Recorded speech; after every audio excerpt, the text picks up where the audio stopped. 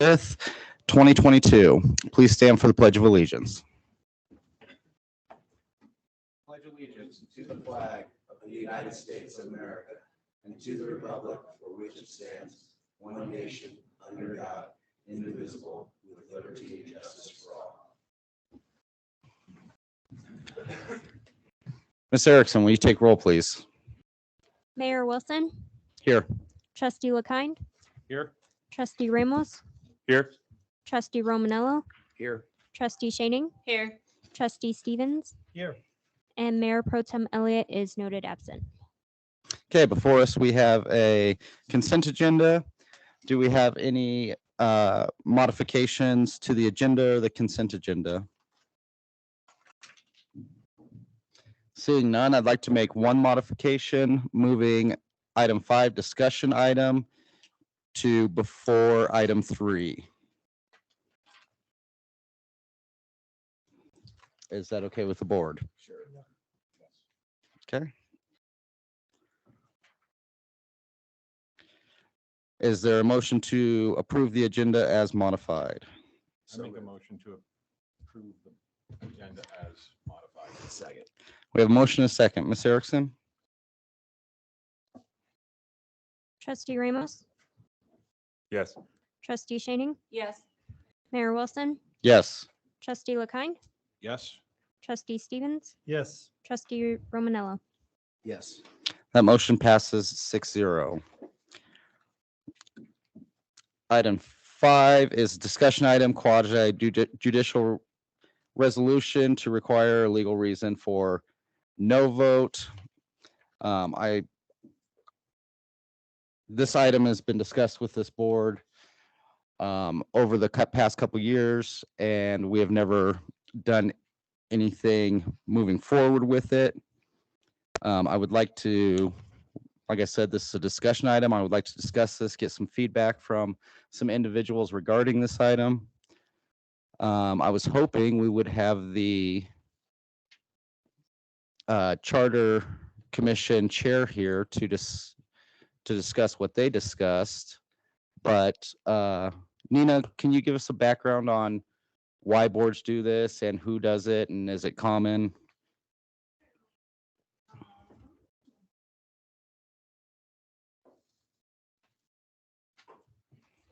And Mr. Riviera can definitely chime in if it's appropriate. So whenever boards are determining if they're going to approve or deny any type of request, it should be based upon the specific criteria that they have adopted as part of their rules and regulations. So if you're voting against an item, then you need to give a specific rationale and reason for that denial based upon that review criteria. What that does is that protects the municipality, so in this instance, the town of Monument, from a lawsuit and from somebody saying that the decisions were arbitrary and capricious. Now, our planning commission does this, correct? That is correct. And is that by resolution or just did they do a policy amongst themselves? How did that come about? That may have been before your time. That may be a Debbie question. Yeah, I understand that it's their policy. I'm not aware that it's anything specific within their bylaws that I've read. Yeah, it's very commonplace. If you go to most either planning commissions, boards, whether they call themselves Board of Trustees, Board of County Commissioners, City Council, and so on, it's typically called for that you give a rationale. Okay. Mr. Rivera, do you have anything to add to that? Yes, Mr. Mayor, thank you. I would concur that it's a policy decision for the board. Only the board can govern the board. So to the extent that you want to make a requirement for yourselves as a body, then you would need to have the majority vote and make that a procedural requirement, I would suggest. And I would also suggest perhaps it may not be limited to just no votes, but yes, any vote, frankly. It's up to you. It's a decision. It's a policy decision. And let me tell you a little bit about the record. So in quasi judicial proceedings, the record is looked at as a whole. And so for example, someone wants to challenge a decision made by you in a quasi judicial proceeding, you as a board, not you as the mayor, it's a very deferential standard. And the standard is arbitrary and capricious, which basically means that if there is a scintilla of evidence in the record that supports the ultimate decision made by the board, then the judge has to affirm. And that affirmation or that scintilla of evidence can come from anywhere in the record. It could come from a question by the public. It can come from a comment by the public. It can come from board discussion. I think what Ms. Reese is suggesting is particularly helpful in controversial votes, and it also is a way to encourage dialogue. But I have not found this board to be lacking in terms of dialogue. I think that you guys are robust debaters. And so I think that when I look at and hear your decision, I'm always thinking, is there sufficient evidence in the record as a whole to support the decision? And I've always found that was the case. If I thought that wasn't the case, then I would, when you make the vote, I would ask you to explain your vote. And I would explain to you that I wanted to make sure it's clear for the record so that we can withstand, your decision may withstand judicial review under Rule 106. I think it makes some sense as a policy call to require that as just a practice. And I would encourage you to think about it for yes and no, just to broaden out and expand the record so that everybody knows what you're thinking and why you came to the decision you made. Often I use the analogy of when quasi-judicial proceedings, when it goes to board-only discussion, it's as if you're the jury and you go back into the jury room and you discuss. And I think that you should have a robust discussion and people should know why you think what you think. So to the extent that you are able to accomplish that through whatever means, I would encourage you to do so. Okay. We don't often allow public comment on this item, but I do see the chair of the Charter Commission is here. If the board would agree, I would like him to discuss what they discussed as far as the Charter Commission on this topic. Sure. Is the board in agreements? I'm in agreement. I would like it referenced, if you could, to what section in the Home Rule Charter you'd be referring to. I believe he's just going to be talking that they had the discussion, Okay. not that it's in the Home Rule Charter. Okay. Thank you. Mr. King?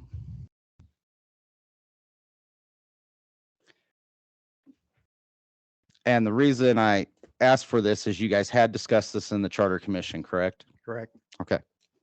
So I'll read a quick statement and then you can ask me questions if you want. I suppose that's probably what you're going to be gearing towards. But so there was a lot that went into this with the Home Rule Charter Commission, and I'll just give you kind of where kind of I came from, and I assume most of the other people did.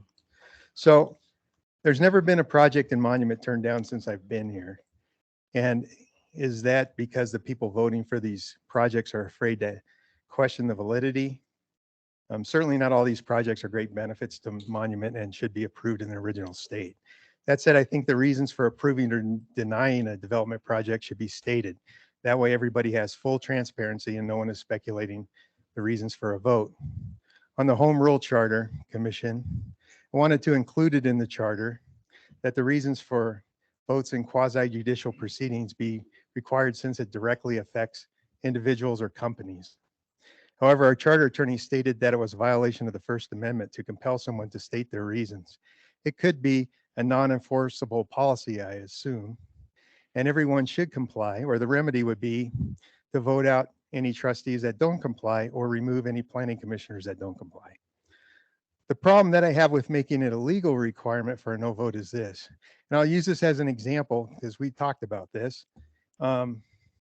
So for example, in a preliminary PUD, everything is listed on the PUD that would negate or relax or remove code requirements in order to offer flexibility.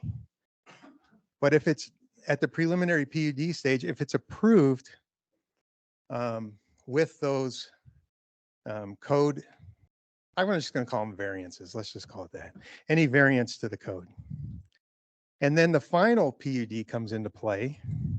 and doesn't list those, then is that a good reason? Well, is it a legal reason to vote against a final PUD? It's for sure a valid reason. And the example that I would use is this, because I've spoken about this a lot. So in the code, it says that the lot coverage is a maximum 40%, including all impervious areas, which includes parking lots, sideways, driveways, and all concrete. That's probably not practical, but it's in the code. And if the preliminary PUD does not state that there's a change on that code and it gets approved based on the current code, and the final PUD comes in and violates the code, which is the law, is it legal to design a project based on that code requirement? I'm not an attorney, but I do know it's a valid reason.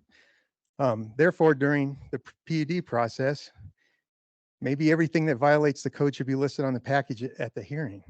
That way, planning commissioners and trustees can make reasonable decisions, and they can make conditions for approval or deny a project based on the code violations and simply just not vote no.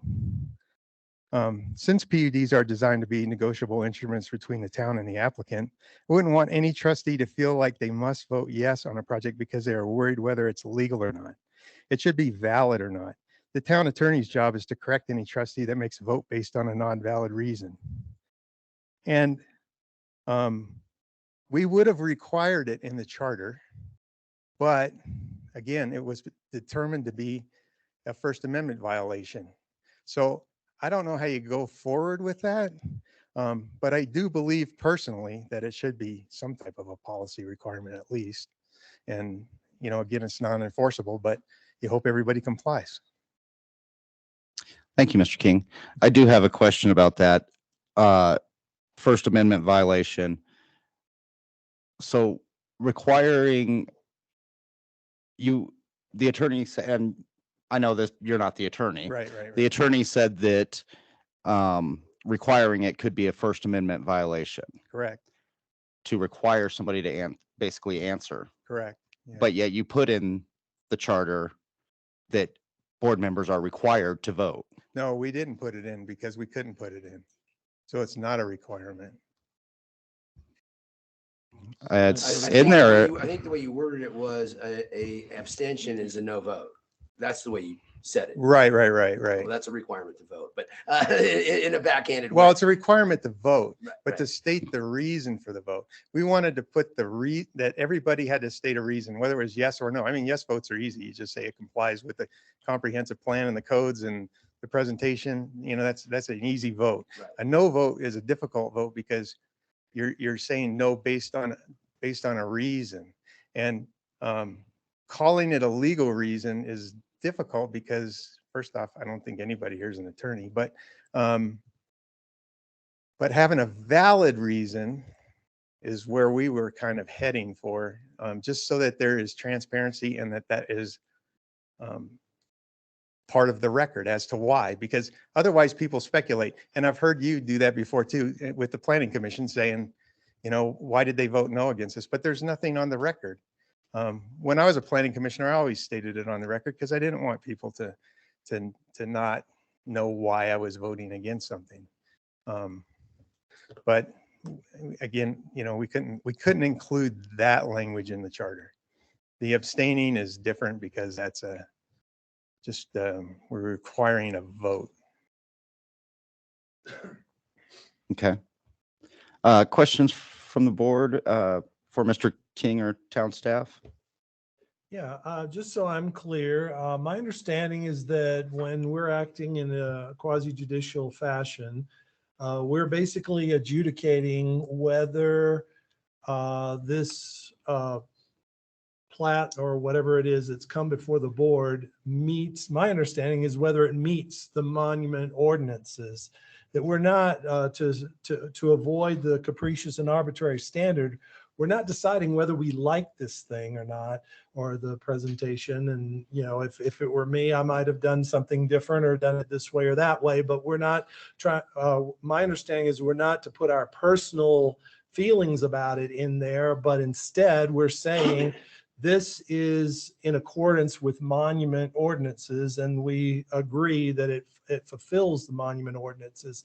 And my understanding, the one time when we did vote no, we actually, I guess the individual came back the next meeting, and you had explained to us at that time that we had to provide the reason so they could correct it. So that way we stay away from the arbitrary, capricious thing. It'd be like somebody buying a home, hiring an architecture, and then they come to do the plan and everybody says, no, we want to park there. So I think we're preserving property rights in the midst of that process. Am I off base, or am I? No. So when you're a quasi judicial body, you're both judge and juror. And so that's important to keep in mind, that you have both roles. And a judge and a juror, I don't think there's any, I've not heard that it was a violation of the First Amendment right. I think that if you sit in the shoes of a judge, when a judge issues an order, they explain why they ruled that way. And that's certainly a reasonable expectation. So there is that piece. And that's a policy decision that you can enforce among your own, that you can ask that every other board member explain why they voted a particular way. However, I think it came up, it's not enforceable because you don't have that power over one another. It's very similar to the discussion we had regarding attendance. So you can set expectations, but I'm not sure you can do much past that, because the only way that you can remove somebody or is through some type of a violation. And I'm not sure that not stating the reason for a vote, it meets the standard of removal. Certainly we don't want to go down that road. So there's an enforcement issue. And then I just want to circle back to your question. So in terms of, and that's some context, as a judge and a juror, it is preferable to give a reason for why you're doing what you're doing. At the same time, if there is evidence in the record, anywhere in the record, that supports and provides that scintilla of evidence, that should be sufficient to affirm your ultimate decision. Does that make sense? I think so. Now, is my understanding correct when if we don't provide, suppose we vote no, and we don't give a reason, and then they come back and they say, well, we'd like to change our plans to conform with whatever exception you voted no on, and please let us know, and we decide not to do that, do they then have the right to go to court, to go in front of a judge, a real judge, and say, here we complied, they refused, and here's the monument ordinances, here's ours, and can you adjudicate this for us? Yes. And so let me answer that question by saying that if we get to a final decision that is appealed under a Rule 106 standard, it's a 106A4, and it's an appeal to the district court of a lower tribunal's finding, a legislative body. If you get to that, then the standard that applies, that district court judge applies, that judge in El Paso County applies, is the arbitrary and capricious standard. And what we would do is we'd basically get a transcript of the record, we'd compile all of the documents that were in the record, and to the extent that that judge finds any evidence within that entire record that supports the ultimate decision, then the judge should affirm your ultimate decision. Thank you. Other questions, comments from the board? I have a question, Mr. King. Thank you for being here. I believe you had stated something like this, might be paraphrasing, but currently, as it sits, if we have approved, the board has approved a preliminary plan for, let's say, 25 units per acre, 20 units per acre. That's been approved. We're coming now to a final approval sometime in, before or during the final approval. Developer now says, hey, it has already been approved. You have to approve this. You've already told us we could do 25 units per acre, but you have to do a variance to some of the ordinance so we can fit. Maybe we have to change our setback for us. That's when I struggle with this, because I don't feel like we should have to change any kind of variance for somebody just because we said they were approved for a max of a certain amount of units per acre. I believe you touched on it earlier. I don't know if you want to elaborate that or maybe just go over that subject again, because that's where Sure. I struggle with this. Well, I feel like we shouldn't have to change, or we don't have any obligation to change any kind of variance just because they were approved for a preliminary idea or max of a certain amount of units per acre. so this is my opinion. I'm not an Mhm. attorney, and our attorney will correct me if I'm wrong. But a PUD is a negotiable instrument between the town and the developer. And generally, it's granted flexibility in some of the codes in exchange for some type of amenity. The amenity could be that it's just a great project. The amenity could be we want more open space, whatever. It's negotiable, right?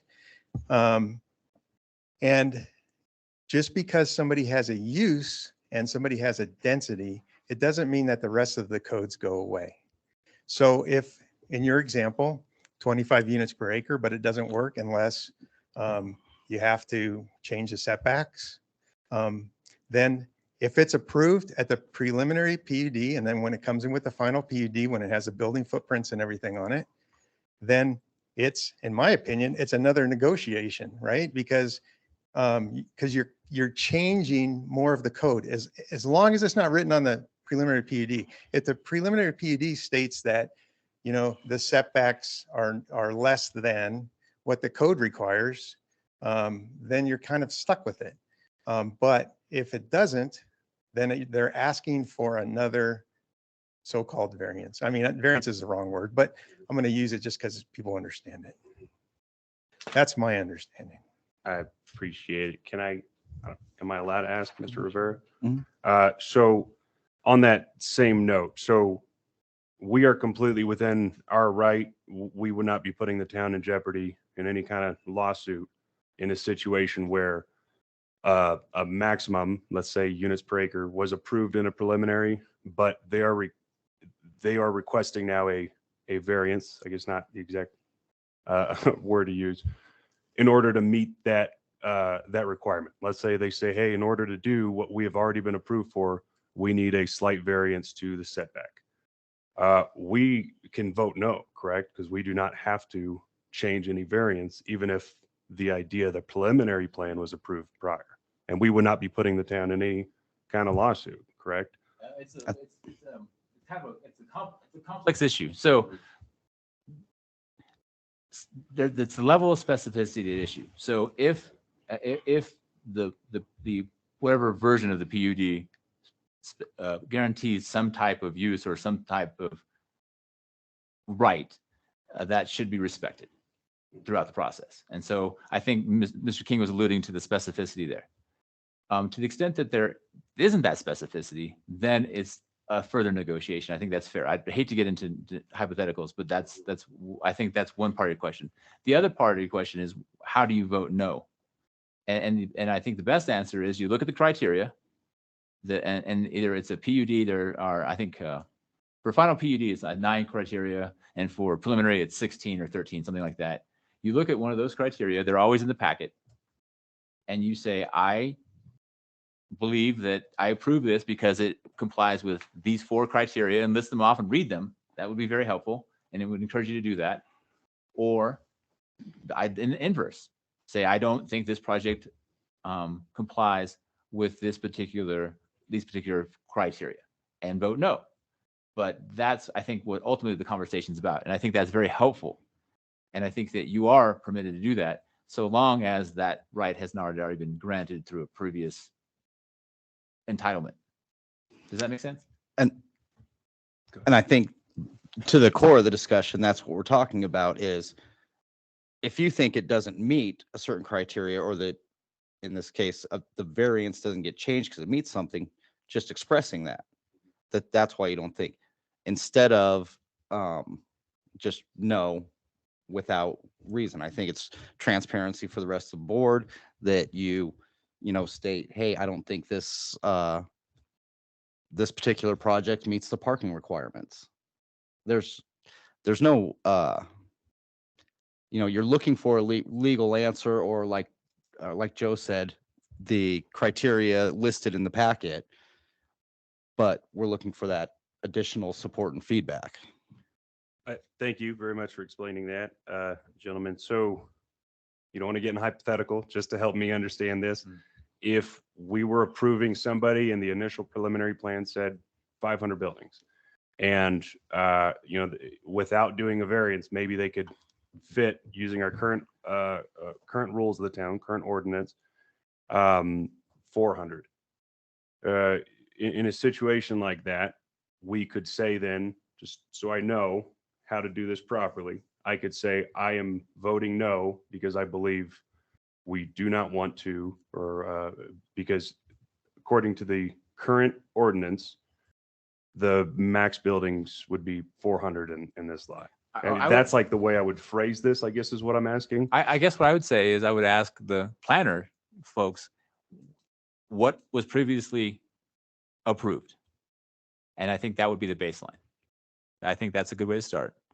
And then, and those are items that I think are for the most part already passed. And then you're looking at it as iterations.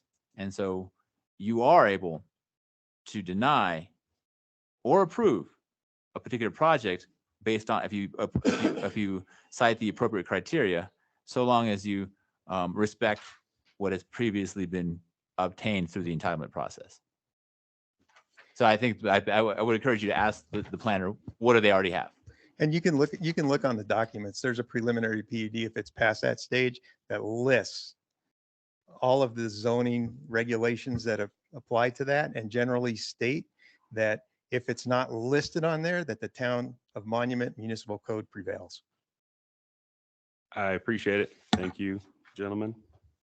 In going along with that discussion, the information as we are presented from the staff, basically the planning department, it 100% of the time says staff recommends approval.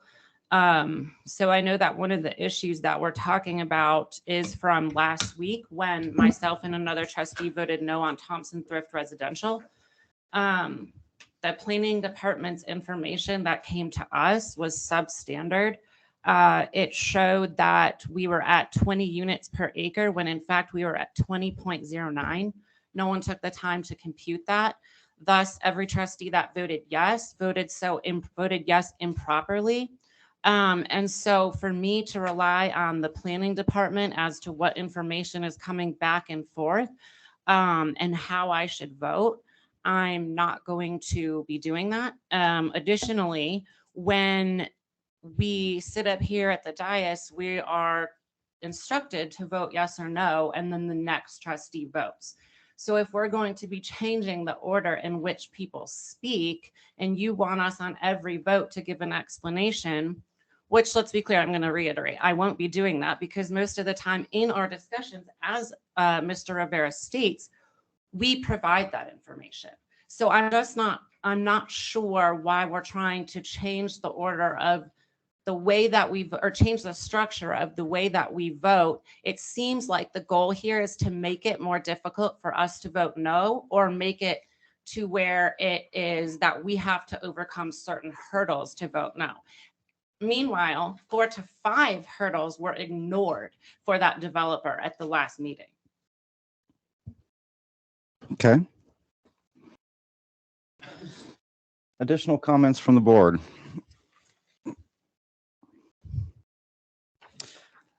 Since this is a discussion item, I don't want to spend too much time on it. Would the board like to move forward with a policy on this or any other sort of action? I would be okay with a policy on it. If there was no board discussion that took place during a presentation, so if it got to the point where it said any comments from the board and we were quiet, no one said a word, then I would think that that would be the appropriate time for a response at the time of the vote. But if there is ample discussion amongst the board members and it meets the criteria that would be presented to a judge at El Paso County that would be judging our decision, then I don't know that saying yes or no alone would. I mean, I'm for the idea of giving it, but if we all have a board discussion and we all are presenting what our thoughts are on it, I think that's evidence enough.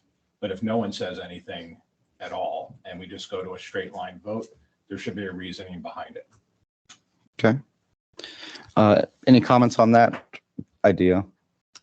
Sorry, Trustee LeKine, I just wanted to, so the policy you were stating, you're just saying if it's essentially, we already discussed in the open discussion why we are voting no, Or yes. or yes, Or yes.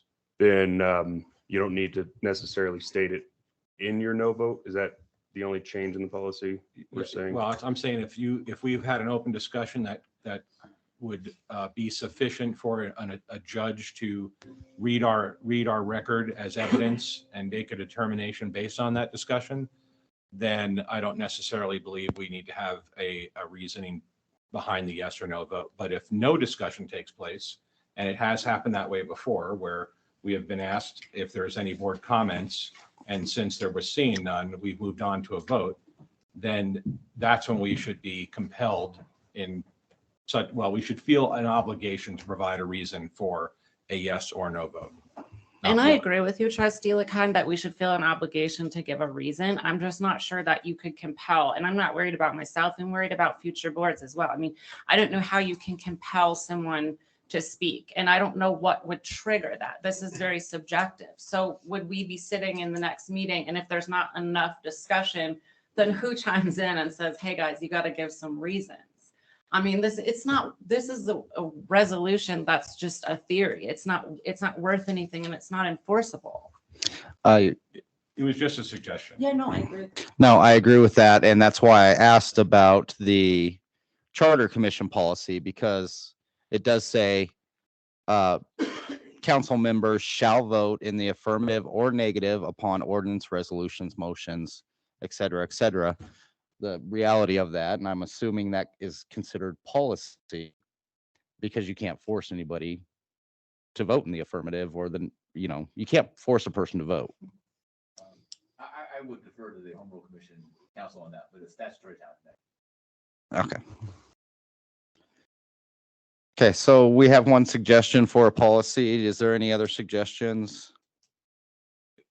Can I ask a question? Yeah. Mr. King, in all of the time that you were discussing this topic with the attorney that was present, how many other municipalities that had moved to home rule and had their charter approved had a similar set of guidelines as far as policy goes? And did you ever come across any municipalities that did affirm the requirement to provide an answer, yes or no, with an explanation? To be honest, I don't remember. I don't think so. I don't think that was something that we were searching out to see if anybody else had done it. To me, it was just like a personal thing, because I just, as a citizen, and when I was on the planning commission, I just think that it's good policy to put forth your reasons, so that the citizens and other people, and maybe legal counsel and judges and further on down the line, just understand the reason. And it doesn't, in my opinion, it doesn't have to be legal. It just has to be valid. There's lots of valid reasons. You just need to know what the reason is. Legal takes it to a different bar that I'm afraid people would be afraid to vote one way or the other. And so that was never really a discussion. But yeah, to answer your question, I don't remember running across that. All right, thank you. Okay. Any other questions or comments? Yeah, I'll just say briefly, I remember I was on with the previous board at one point, and there was times when people would just vote no, and there was no explanation. No, it was extremely frustrating. I would encourage everyone, if they have a no vote, to explain what it is, if they have not already.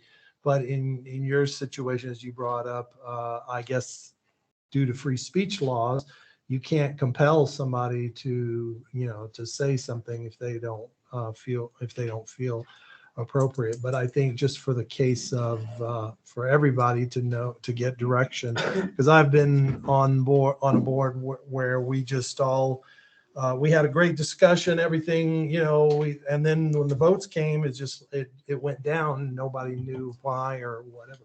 Well, So, and to your point, that was our charter commission attorney that told us we couldn't do that. I don't remember her saying anything about us requiring a yes or no vote as that being a violation of free speech. But again, I don't know what the remedy would be for that if they don't. I mean, it's not like you can remove somebody for not voting.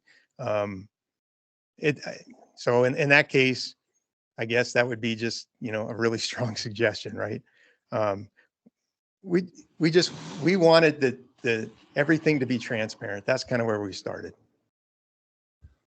I mean, at least at this point, I think I agree with the idea that if we're going to, because if we're saying yes, we are giving a reason. In my view, we're agreeing with everything that, whether it's a 1-page packet or a 30-page packet we're looking at, we're agreeing with that. So I think we are kind of explaining why we're voting yes. If we're voting no, the residents don't have that. I believe we should explain why we're voting no. I think it would especially help if we're going 6 months down the line. Well, why did they vote no on this? It would be good to just have something simple stated, the reason. Okay. I don't agree that if we vote yes, that the reasons are no. I don't know the reason why the other trustees on the vote for Thompson Thrift Residential voted yes. I don't know the reason to that. I think when the question is, do you feel this meets the town code? The answer is yes. That's not the question, Is- though. I mean, they're voting yes that's- or no. That's what you're voting on quasi judicial items. But Does there's it no meet the, explanation. Okay, so I'll give you an example. There's no explanation, for example, from Thompson Thrift Residential as to why the setbacks were ignored, as to why the impervious lot coverage was ignored, as to why the 20.09 units per acre were ignored. I don't have an explanation why the rest of the board ignored that, and I didn't ask for one. So I disagree with the fact that just because you vote yes, the reasons are known. and I would say that I believe those requirements were met. I didn't see where they were. Well, I believe they weren't. Okay. So if I believe that they weren't and you believe that they were, why should I be any more compelled to change my speech or the order in which I do things than you should? Okay. It's valid. Mayor, can I get a clarification? Because, this is going towards my staff. And I'm a little concerned with some of the statements you've made, Trustee Shaning. When you say that they didn't stick by the units per acre, did you say it was 20.09 instead of 20? Yeah. So they're allowed to have 264 units? Correct. And 20.09 times 13.14 acres comes out to 263.98 units. So it's a 0.02 units difference in the Okay. calculation. Okay. Well, it's And still, so- I mean, I mean, that's not what I but- calculated it out to be, but the point is that it was still not what was originally presented, nor we round I up. feel like we're getting into a debate that's already solved, and get back to the discussion point and either let's put a timeline on this because it's a discussion item and we have a lot more work to do. And because it isn't an enforceable issue, whether we make a resolution or not about it, I don't think we should spend a lot of more time on this. Right.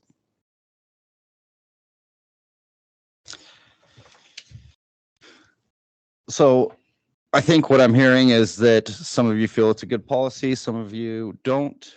My suggestion for the time is we just go forward with it as a suggestion. Is the board in agreements with that? I'm okay with it being a suggestion. I'm okay with it being a suggestion. I'm okay with it being a suggestion.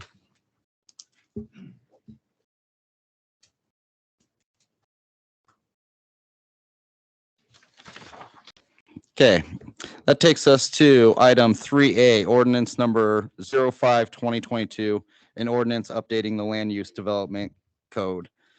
Ms. Harrington, welcome back.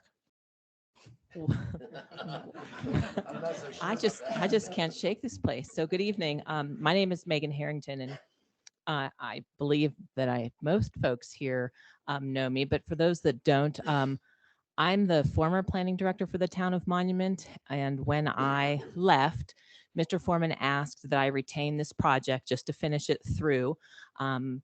The trustees wanted to keep it moving, wanted to ensure that something was codified. With a new director coming on, that may have slowed the process. Staff was busy. Anyway, long story short, here I am to finish up this particular project in order to assist with codification of some industrial design standards. And Nina is going to pull this up on the screen for me here.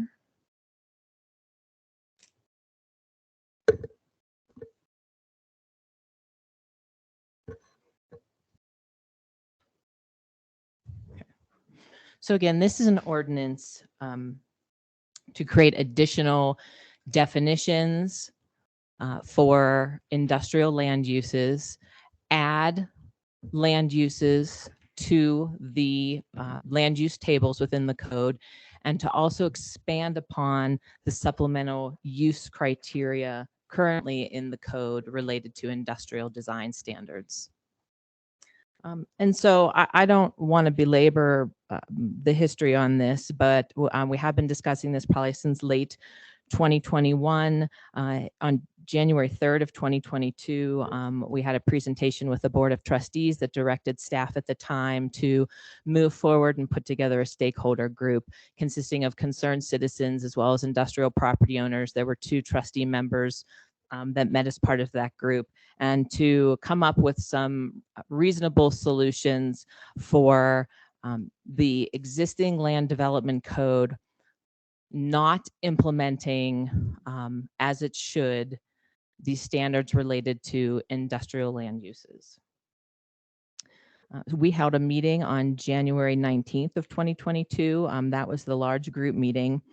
And then there were several meetings after that and a lot of email communication back and forth on different iterations of the draft. So this went through 4 or 5 iterations as we were working with citizens and industrial property owners. The Planning Commission heard the item formally on May 11th. They did add language to the traffic section, which I will talk about on a later slide. And there was a little bit of debate about the loading dock standard. So at the end of the hearing on May 11th, the Planning Commission did vote 6-2 to recommend the Board of Trustees approve the ordinance. Those in favor felt there was an opportunity to do more, but they wanted something on the books. They wanted a starting point in order to begin to evaluate how the code update would change the fabric of the industrial use as it looks and as it functions. And then those in opposed, it's not that they were against the ordinance as a whole. Comments included that they felt it was too restrictive. And then again, there was a lot of conversation about the loading berth and loading dock provisions.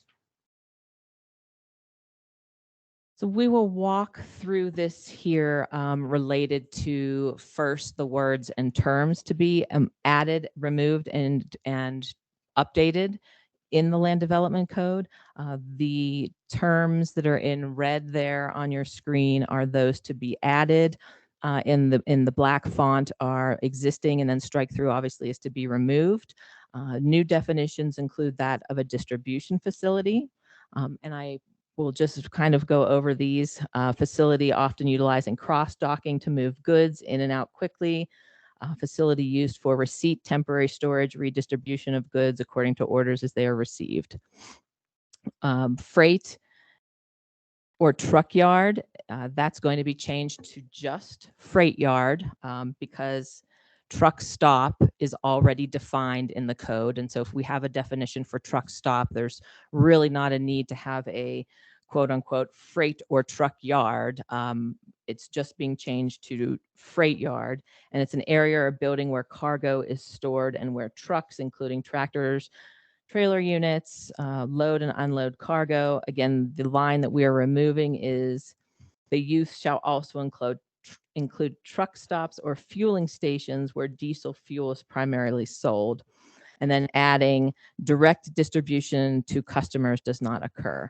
And again, removing the truck stop because truck stop is already defined within the town code. Defining fulfillment center, a fulfillment center, by these definitions, we're trying to separate out a distribution facility from a fulfillment center, which would be receiving temporary storage and distribution of e-commerce goods near the customer base according to orders as they were received. There's some other language there. And again, the fulfillment center is centered around trying to define that what is often called a last mile center, or specifically for the movement of e-commerce goods separate from a distribution facility. Micro fulfillment center.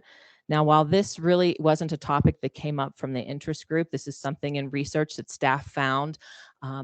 There is retrofitting of some commercial centers or tenant space within commercial centers that sometimes is being converted and used as a smaller fulfillment center. Being proactive, staff wanted to add this as a land use and define it. Micro fulfillment.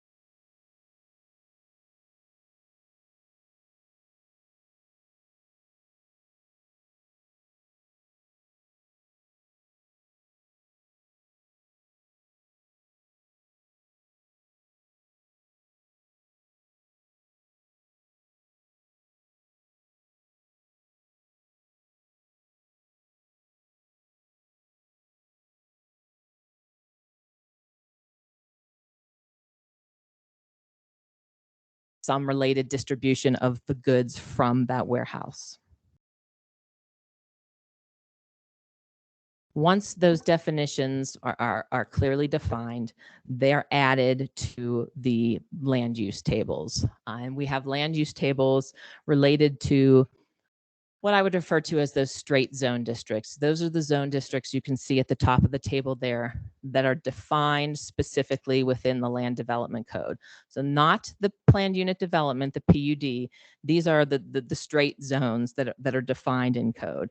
And each use is listed in the table and is permitted or conditional or not permitted within the individual zone district. So for example, when we look at this table, this is the commercial table.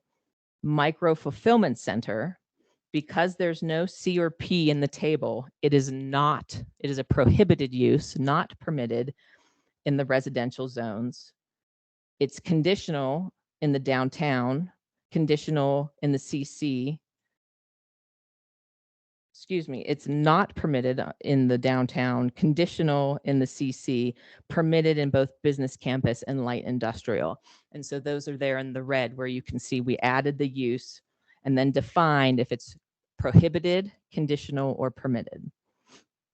And so as we move through these tables, only the uses or the additions in red are the new additions. Micro brewery or distillery, you can see there's a C there under business campus. This again wasn't the main topic of conversation, but it was adding the ability for a brewery, microbrewery, or a distillery to come into the business campus zone district.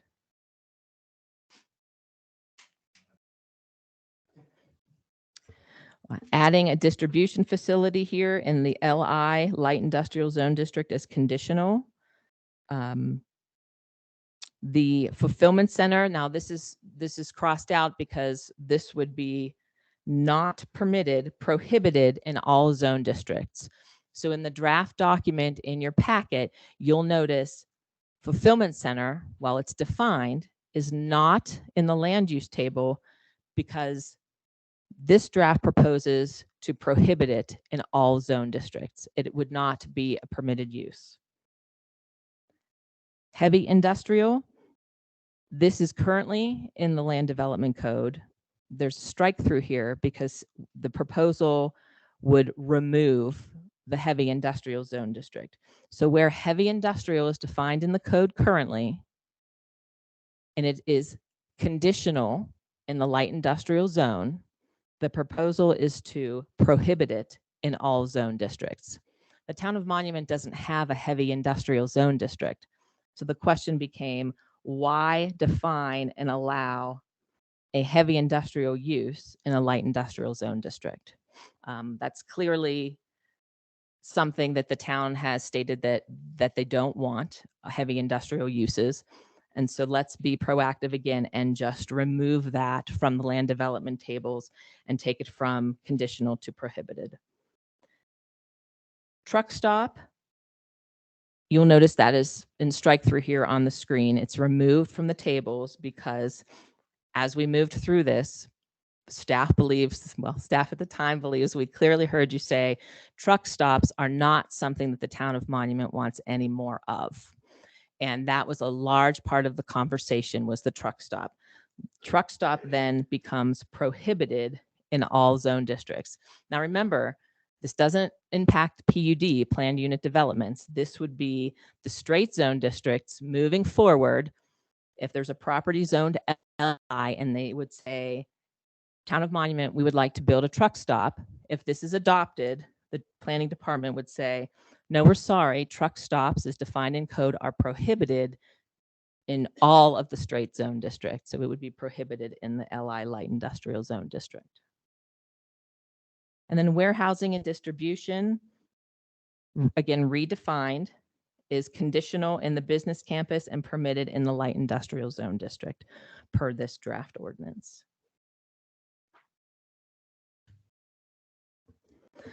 So these tables really have related to the Regency Park overlay. And the Regency Park overlay land use tables greatly mimic the straight standard zone district. So you have the standard zone districts that are outside of the Regency Park overlay, and then within the Regency Park overlay, there's an entirely separate land use table. It's the schedule of Regency Park overlay zoning district uses.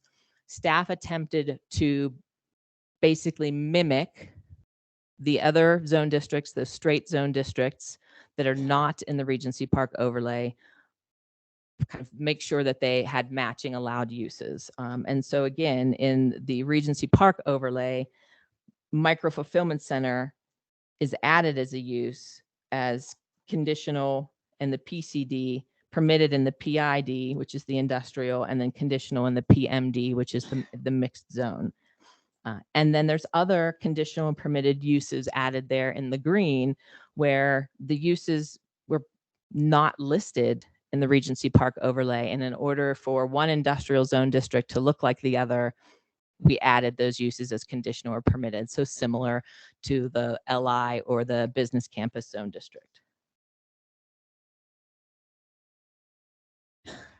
And then as Regency Park moves on, again, just adding distribution facility, prohibiting fulfillment center in the Regency Park overlay, and then stating where warehousing with distribution is a permitted use in the Regency Park overlay. And that's where the C's and the P's dictate if it's a conditional use or a permitted use. And again, if there's no letter, it's prohibited.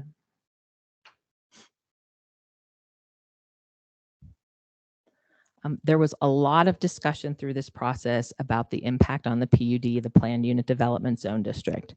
And this is where language was added to the land development code under scope and intent of the PUD. The language that's been added is underlined. And again, under B, this is a little bit of language cleanup that was noticed by the town attorney under review. And so while we were not talking about and did not change anything dealing with the private clubs or operations related to marijuana or marijuana related products, this language was suggested as a cleanup. We're in there, we're changing the language. It was recommended that we just have a little bit more specificity to the language, and that's why that language was added under B. C exists in the code, there was no change to C, and then D and E are added.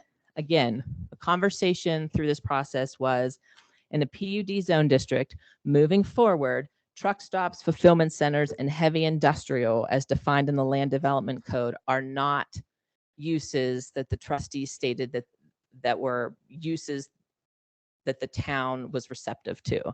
And so this D prohibits those uses in a PUD moving forward. So again, I think it's important to remember, I believe I stress it on the next slide as well. This is new PUD zone districts. If there's an existing PUD and it permits a truck stop, a fulfillment center, or heavy industrial, this language does not change that. That zoning exists. They have the ability to have that use in that zone district. This is specific to PUD zones moving forward. And then E, industrial uses in a PUD zone shall conform to the language in section 1804-150. In effect, as of the date a preliminary PUD plan is determined complete by town staff. This references 1804-150. That's the supplemental design standards for industrial uses. We're going to talk about those next. And just reaffirms that any uses within the PUD need to be in conformance with those design standards. Again, the supplemental use standards being design related, how the site functions, what the site looks like. Yes, I did say it one more time. Industrial uses in the PUD zone conform with the language moving forward. So changes future PUD submittals only, and changes will not adversely impact any previously approved use or vested right or any known reliance of interest. That's a bit of a legal jargon. Just to state that there's other ways to change zoning, since the PUD is an entitlement. PUD zone that exists has that right to those uses zoned under the PUD. This is for new zoning requests or new PUD zoning requests moving forward. Final is the industrial supplemental use standards. This is 1804-150. This section does exist in the code today.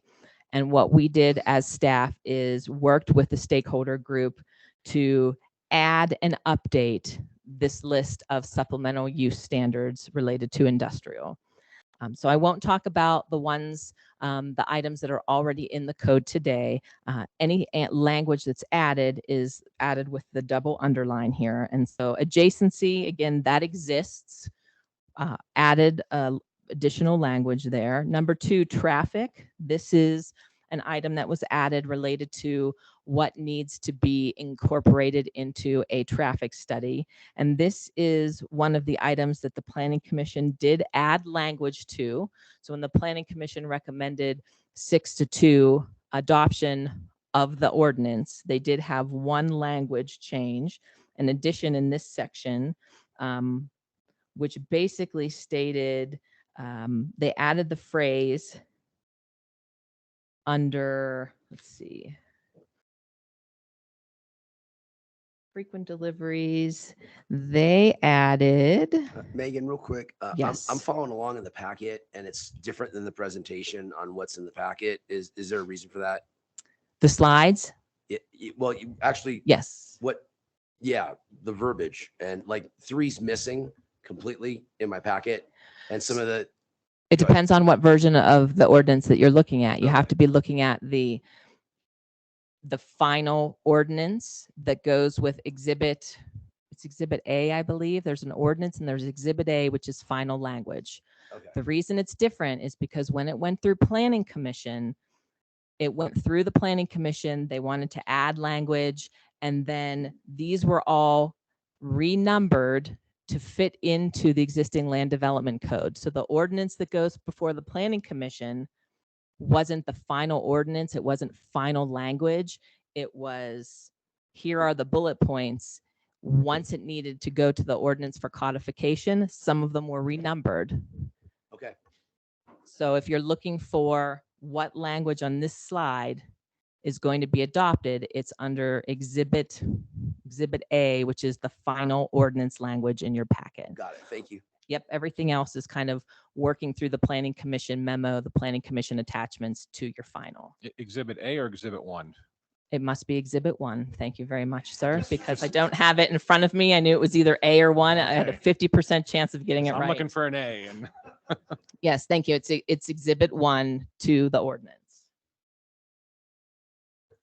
So they added the language to number 2, that each phase shall be analyzed individually, as well as the cumulative impact on surrounding roadways.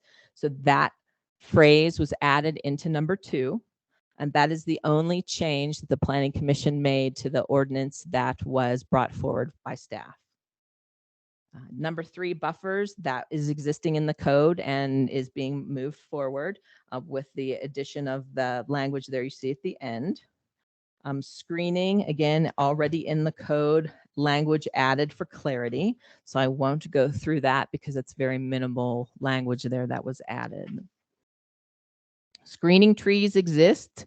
Number 6, enclosure, that is existing in the code with the addition of the following standards apply when the Board of Trustees grants an express exemption to this requirement. And so again, this is just clarifying that the board could accept a certain enclosure or treatment through the approval process. And so that language was included there to just ensure that the understanding is the Board of Trustees has the final say in approval. A exists, and then B, outdoor storage exists in the code with the inclusion of the language now, including any storage of shipping and or cargo containers longer than 48 hours shall be behind any building setback. The conversation basically was when a semi-truck detaches its cargo container from the vehicle portion itself, if it's in a parking lot, a parking lot is really not meant for long-term storage. So if you're going to detach from the vehicle, the cargo container for longer than 48 hours, it needs to be moved to a screened storage area because at that point it is storage and not a vehicle should not be in the parking area. And number 7 exists and did not change. Circulation and access. This circulation was added, designed so the loading berths are internally oriented, shared with adjacent industrial development. Number 9, semi-truck parking. Again, this states a ratio of required maximum semi-truck parking or oversized parking spaces permitted at a maximum of 15 spaces per every 100,000 square feet of gross floor area of the building. And then additional standards for oversized parking set back from the public right-of-way, not to encroach into the perimeter buffer. And then C, semi-truck parking pertains to wheeled vehicles. And again, not storage of cargo containers when a container transported by a vehicle is detached. Again, I kind of talked about that. Detach it. If it's detached because another vehicle is picking it up, do that within 48 hours. Otherwise, it needs to be moved to a designated storage area on site, and that storage area would be screened. There was a lot of conversation with the Planning Commission related to semi-truck parking. I don't know how much of that was picked up in the minutes, but the conversation was what are the appropriate thresholds and amounts? How did the group come to recommending the spaces of 15 per every 100,000 square feet? And so there was a lot of conversation about the parking spaces. And then number 10, cargo containers or semi-truck trailers shall not be used for storage or any other accessory use unless approved through a temporary use permit or an amendment to the site plan. No junk, inoperable, or unlicensed vehicles. And this again is just picked up in other sections of code, but wanted to reiterate it here that the storage containers, you shouldn't be using those for additional sheds or storage area unless it's approved as part of your site development plan and treated appropriately, located in the appropriate location. Building features. Again, the language here in strike through is what's currently in code. The ordinance recommended deleting what's existing and replacing it with number 1 materials, which would allow the use of metal buildings in some limited capacity. Actually, before I left, we had a small property owner that has property off of Beacon Light Road on the north side of town. It's zoned LI, and the LI light industrial allows for a contractor's equipment yard. This particular small business wanted to use it as a contractor's equipment yard, but also wanted a small storage building for an office and limited equipment that couldn't be stored outside. They asked for a metal building that was between 15,000 and 20,000 square feet in size. So small compared to the size of the lot. If the ordinance moving forward were to say no metal buildings, period, then that user would basically need to have a stick-built building, and felt that that was going to be limiting to their operation. And I know this was controversial as well, and that's why the recommended ordinance moving through Planning Commission was that metal buildings or buildings with a primary exterior surface of metal shall not exceed 20,000 square feet in gross floor area before it's determined that B, C, and D need to be met. And B, C, and D deal with ensuring that the building facades are treated consistently, that they use a range of materials, basically that they're not large metal buildings with no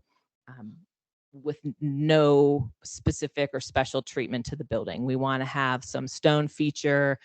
We want to treat all 4 sides of the building. So B, C, and D does that when it's a larger building, but gives us a pass to a small metal building, and it's set at 20,000 square feet. I can't tell you why it was set at 20,000 square feet. There was some discussion. We looked at other office buildings, storage buildings on contractors' equipment yards, and 20,000 square feet looked like a reasonable size. And that was the recommendation to allow that. Otherwise, the buildings need to have some type of treatment to them, design treatment.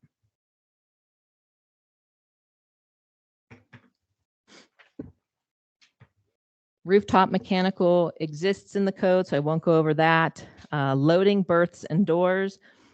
This was discussed at length. We've broken out 2 types of loading doors: an elevated truck loading dock that would serve more of a semi-truck, and then a ground level garage door that would serve more of a loading van vehicle, perhaps a small truck. Each one of these loading dock types is based on a per square footage ratio. Elevated truck docks, 1 elevated truck dock per 15,000 square feet of indoor building. And then ground level is 1 ground level garage loading door per 5,000 square feet of indoor building. So separating out the 2, and then allowing for an instance where perhaps you have multiple tenants, small user tenants, and allowing small user tenants 1 dock.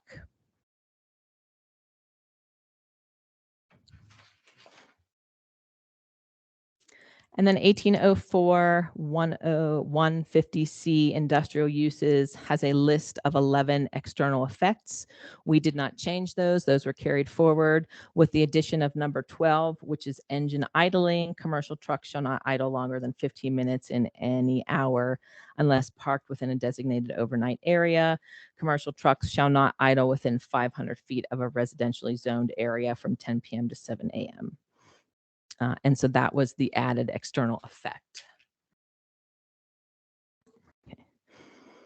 And again, Planning Commission on May 11th recommended 6-2 that the Board of Trustees approve the ordinance. Staff had also recommended approval of the ordinance. I know that it took a little bit longer than some of the trustees would have liked, but I believe that at the end of the time, there was input from everyone that was associated with this issue. Everything was posted online. We had the different iterations, and while it took several months, the outcome seems to be something that everyone can live with, a compromise of sorts. And so that is staff's presentation. If you have any questions for me. Questions from the board? I've got some questions. First one is to our attorney. Can this still be modified as far as the language and be added to a motion during the course of the event of this ordinance? Yes, long story short, yes. Yes. Okay. So I apologize to you, Tina, if any changes get made, because I have a lot of things, and I apologize to staff. So my first comment is about 1803.420, the scope and intent. The board hears an awful lot. I'm sure both the Planning Commission hears it and the board hears it about substantial compliance or some other form of compliance. And yet that version of compliance is never defined. I think for us all to be able to make a reasonable decision as to just how compliant a land use is to our comprehensive plan in the code, somewhere along the lines, we should have definitions on what substantial compliance or any other version of compliance equals. Is it 25% compliance, 50% compliance? Is it not compliant at all and you're just not telling us? I think we're owed an explanation of what substantial compliance means, as defined with all the rest of the great definitions that you guys did provide as far as land use goes.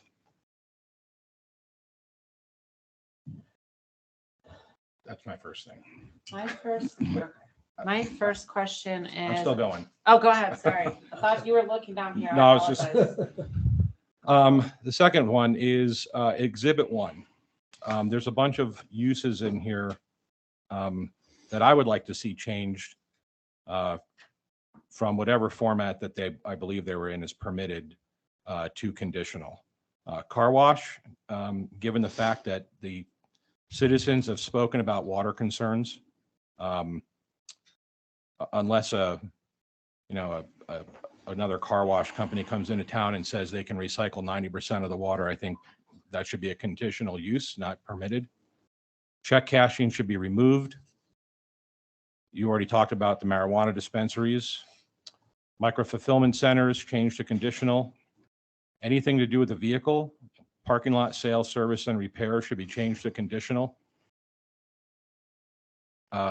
Mini warehouses and self-storage changed to conditional, and warehousing with distribution changed to conditional. That's, I don't know if the board will agree to that. Moving on to 1804-150. There was a statement in the document about the director may vary the amount of semi-truck parking by 15%. I assume that means that's the planning director? Yes, sir. Okay, so I don't know why we would allow the planning director to increase. I understand decreasing, but I don't understand why we would allow the ability to increase more semi-trucks parking at any given time, idling or not, because if there's 15% more trucks parking, that means we potentially have 15% more trucks idling at any given time, even though you've created some language around the idling of the vehicles.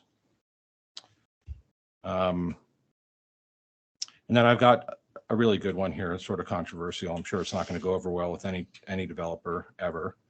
But traffic studies that are funded by the developer, the company that does the study should be approved as a vendor of the town first, not just randomly picked by whoever the developer wants. So I would expect that planning director, public works director, and town manager are involved in the decision as to who is going to be making these reports about the roads that they will never drive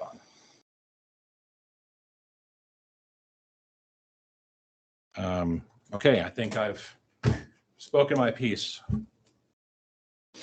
Okay, I Trustee agree with Shaning. everything that Trustee LaKine suggested, all of it. And my only question would be why we settled on 20,000 square feet or less are okay for metal buildings, and calling 20,000 square foot buildings small. That's 5 or 6 of my house. That's 5 or 6 of most of our houses. That's not small. A 20,000 square foot built metal building is not ideal. And I think that we were very clear when we went through and talked about this, that obviously somebody using a shipping container for a couple days, okay, but to now allow forever 20,000 square foot metal buildings to me seems excessive. We can't use a shipping container isn't a building. A building Right. has to go through a regional building department. It has to have engineered specific drawings. And again, I did state that staff was looking for a way to help a small business owner or a smaller business maneuver having to go through those 3 or 4 design standards, and 20,000 was a size of a building that a contractor's equipment or shop had been asked for several times actually, and it was kind of a number that was, if we've had these requests and they seem reasonable, this is a starting point. Okay. It just 20,000 doesn't seem reasonable to me. And the reason that we set off to do this was because we have so many complaints and so many concerns for residents as we move forward. And I don't see how one business with a metal building, that we should go from saying we want no metal buildings to we want 20,000 square foot metal buildings for this one business. And I don't think that the residents would agree that we are here to work for these small businesses attempting to build such buildings and save money. We're here for the residents first. And so I would like to look at the metal building issue. I don't know how the rest of the board feels. I have never heard a complaint about a metal building. And I think because this is industrial standards, I think it's somewhat hypocritical that our own public works or the school district or somebody that does not want to spend a whole lot of money on or use taxpayer dollars on a whole lot of different material types should be allowed to put together nice metal buildings, while we tell a small business owner or a rental company, an equipment rental, that they can't. So I don't see the issue with the metal buildings. I don't, as long as it looks reasonable and it's not an eyesore, which I don't know of one that is not either on town property or school district property. In fact, Peak Rental is almost an entire metal building, and that's a fantastic looking building, correct? Just wondering but have you seen that building? So, I don't see any reason to even have the metal building clause in there. Well, I would like to take this time to thank Ms. Harrington for all the work she's put into this and the staff, because I know this is a very grueling process to go through and negotiate with every, the people and the board and the, staff and everything. So thank you so much for the work that you've put into this. About short of a year ago, we realized that the expectations of the citizens and where our ordinances were actually at and what they permitted were vastly, different. And so we began to move forward with this process. And I would encourage everyone to vote yes on this, even though we have disagreements and we're not in the final. It's not perfect yet, and I'm sure there'll be more things to change in the future. And I don't disagree with any of the ideas that were brought up, but I think this is a fabulous starting point that everybody has almost unanimously told us that we don't want any more truck stops, and everyone has, told us that we want to restrict, the size of warehouses and the amount of truck traffic. And I feel like this ordinance accomplishes 90% of that. And while we still have tweaks, and that can be in another ordinance, upcoming, and we can negotiate the details and send it through our attorney to make sure it's all legally, done properly and do all that. I would encourage the board to vote yes on this ordinance. And then for any future things that we have, I would say maybe we could put another workshop with our new planning director together and address any additional issues that we have. I'd love to kind of echo Trustee Stevens. First, thank you and so much, Ms. Harrington and the rest of staff. I think every time you'd read a new change, I constantly thought that's a change that could protect the town. That's something that I know people want. That's something that could help us. I feel like this is just a ton of great changes and changes that people want in the town. And obviously there are minor tweaks that, we could add. I think the big things we've heard is maybe even an extra restriction, but there wasn't really anything added here that I feel was bad for our town. I think this is just great stuff. So thank you.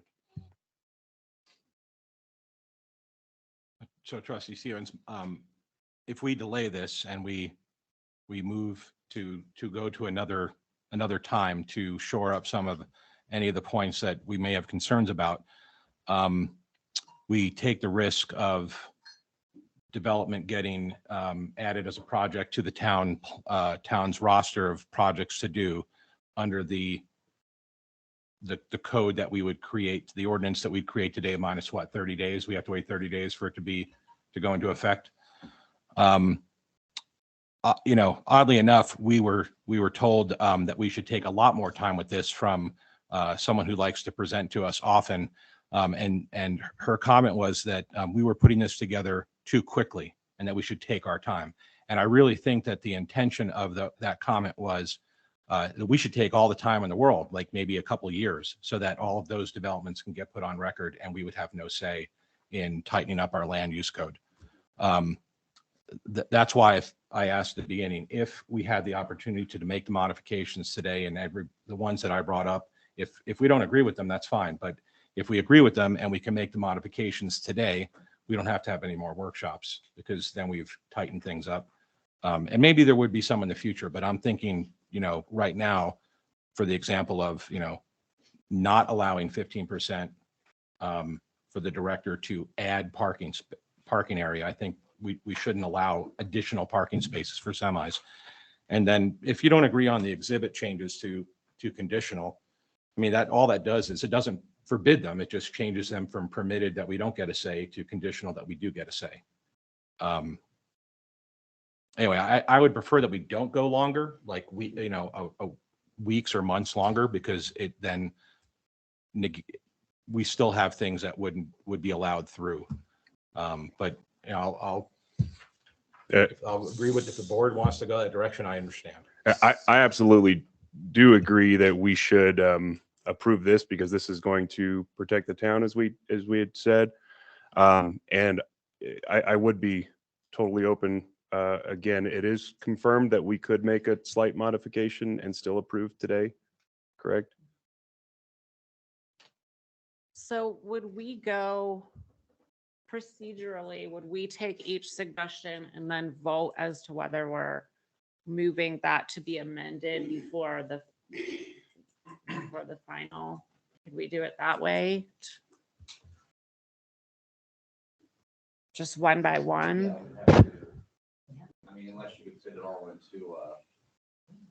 into a motion, but we're not even to the motion. Yeah, yeah.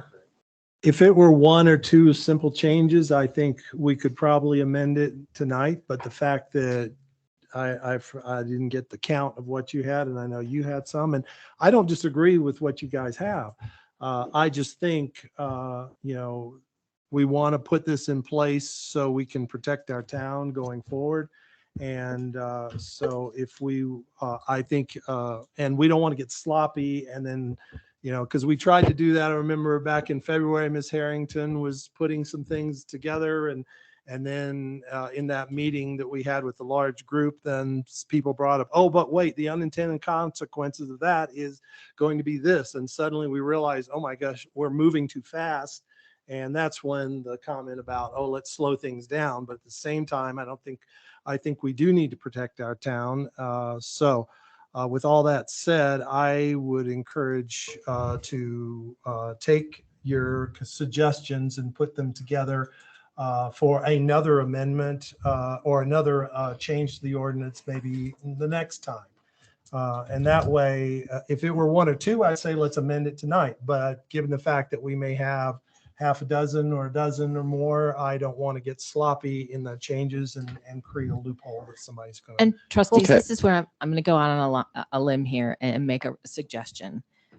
You've done this before. I've been in front of you so many times where you've said, one person says, we want to see X, Y, and Z, but I don't see a majority of the heads nodding to know as staff, does everybody agree?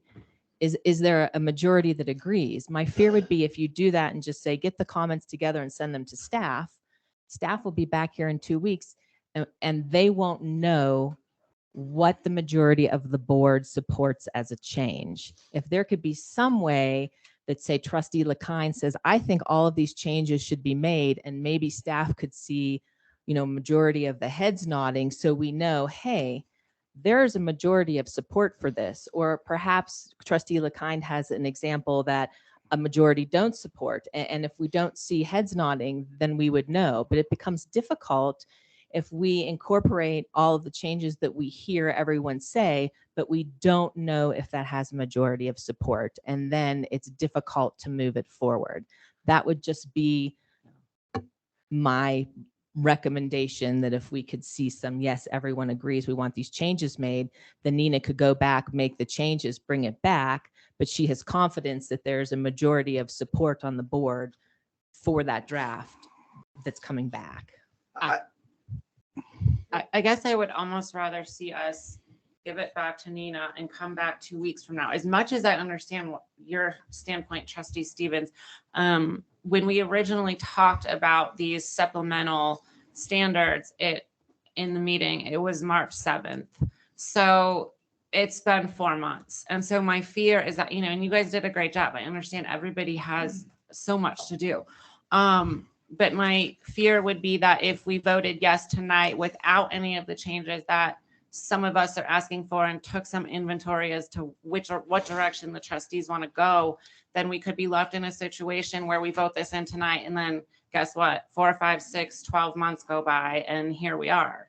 So for the best protection of the town, Trustee Stevens, I feel like what is 2 weeks if we just get this right tonight? And I'm not saying vote on it tonight. I'm saying if you want to have additions made for, postponing it or continuing it to another hearing because you want to add certain items, that it's an informal nodding of heads to say, yes, we think all of these items should be added and brought back to us in 2 weeks. So staff is clear what you want to have brought back to you in 2 weeks. I think that's the piece that's always been missing in the past for me, is not knowing, do a majority agree with that? So if you continue it to the next hearing, but can say, we want to see these things added, and others are nodding their head in agreement, then we know. If there's something that people aren't agreeing with, then why would we put it in if we don't see, yes, we think that should be considered in 2 weeks type of informal head nod? That's just the difficult part, to know what to add or not to add. Okay, I'm going to pause this right here. Since this is an ordinance, this is a public hearing item. I will open it up to anyone who would like to make public comment on this item. Mr. King?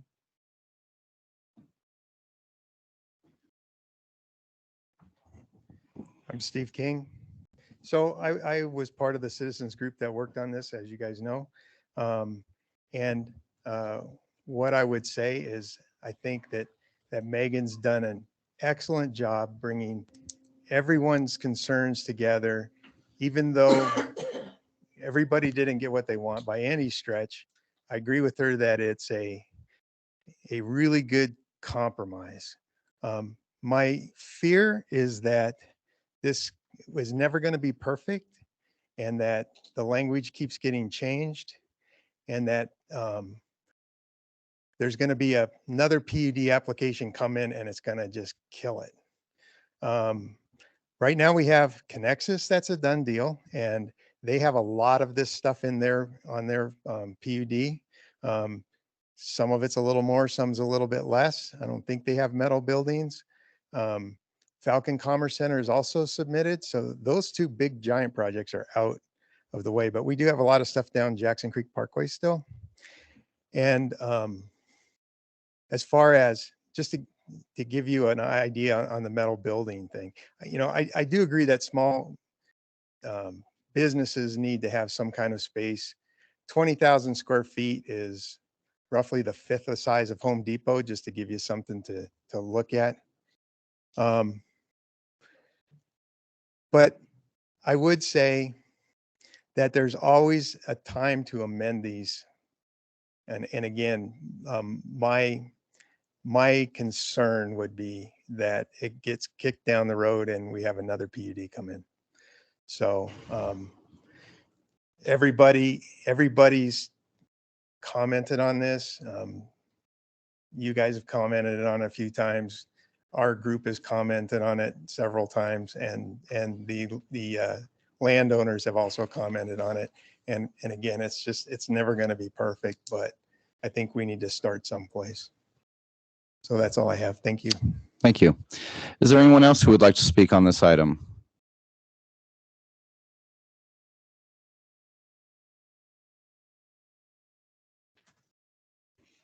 Evening, Kenneth Kimple. I personally, probably along with a lot of citizens, would like to see you guys not only take vote on this tonight, but also there wasn't a lot of amendments that were brought up by Trustee LaKine. I think it's pretty easy, and also Trustee Schinger. I think it's pretty easy for you guys to go down one by one and either vote them in or vote them not. That's part of what we're expecting you all to do instead of kicking the can down the road. The bottom line is, you know, what you guys are trying to do is help the residents of this town return for investment. The things that Trustee LaKine brought up are many things that many of us have suggested change for, and they're not drastic changes. They're pretty easy. We're not taking away anything. We're making modifications that are more detailed for better explain for everyone to understand. And I think they're pretty easy. Just go down one by one right now and say yes or no, and make that change and adopt that into it, and then have a vote overall to proceed from there. Thanks. Thank you. Is there anyone else who would like to speak on this item? Mr. Waichulis, do we have anyone online that would like to speak to this item? Mr. Mayor, we do. Person's name is Sana Abbott, and if Sana would unmute herself, she'll be live.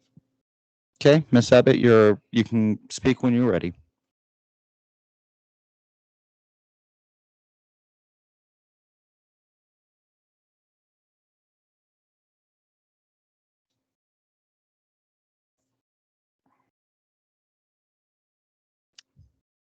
Is she still muted, Mr. Waichulis?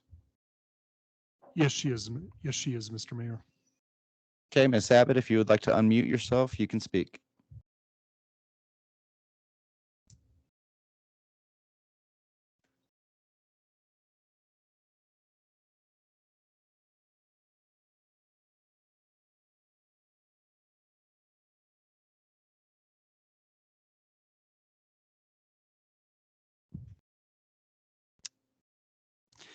Okay, we'll move forward. Mr. Waichulis, please let me know if she takes herself off mute. Yes, sir. And bring it back to the board for further discussion at this time, but we will leave the public hearing or the public comment portion open momentarily. I would just like to say, I think this is very great for our town. I want to approve this today, whether we add the additional amendments or not, I think we should approve this today. I would agree. And what I was going to say earlier was if we have something that we all agree on, let's do it. And again, if we need to make modifications later, that's great. We worked hard on this. It's before us and let's get it done. Could we take a vote, Mayor, on whether or not we'll vote on the changes? Is that? I would go with the recommendation that we just go down the changes one by one. How many changes did you have, Trustee LeKind? 200? Miss Shaning, how many did you have? Just the one. We'll go with Miss Shaning's and Mr. Mayor, I apologize. I just had a thought and we can check with Mr. Rivera, but there are people who may be under this zoning already and we're taking away a vested property right from them if we remove some of the uses. While that might be appropriate, it seems like you should provide notice to those people so that they could come to the hearing to identify if they have an issue with that prior to taking away a vested property right. That's my Have we not, we thought we covered that. with- It's been on the. No, sorry. Do you mind if I click? So are you, at the changes, anything we amend. you're just wouldn't saying have if been in we there. were to, the extra ones now that haven't been publicized? Correct. Okay, so in theory, we could approve, and then how long would it be after to be able to get that back on the ballot? How long would that take? would Or I love mean, to back bring on that up the agenda? in 2 weeks for a work session, just to get opinions on some of these additional changes. But then I do think that it would be appropriate to go to the chamber and then, reach out to members of the business community to let them know of these proposed changes prior to taking away a vested property right. Why would we consult with the chamber exactly here? It's not necessarily consulting, but they could get out the word that these changes are being proposed. So you are asking for people to come and So you're So- changing their vested so we're saying- property rights. So we're saying that there could be business owners out there that say, hey, this is fine.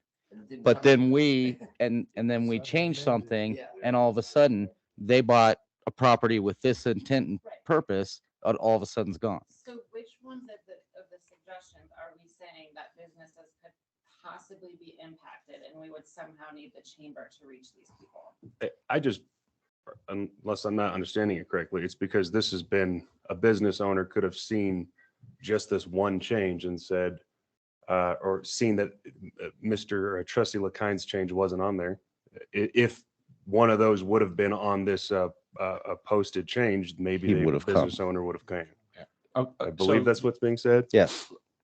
because I've been working with town staff since this all started, I am willing to table my changes, immediately send them to Mr. Foreman for us to review after our vote tonight on this to proceed, as it's been published in the various Gazette and social media, wherever you guys have socialized it.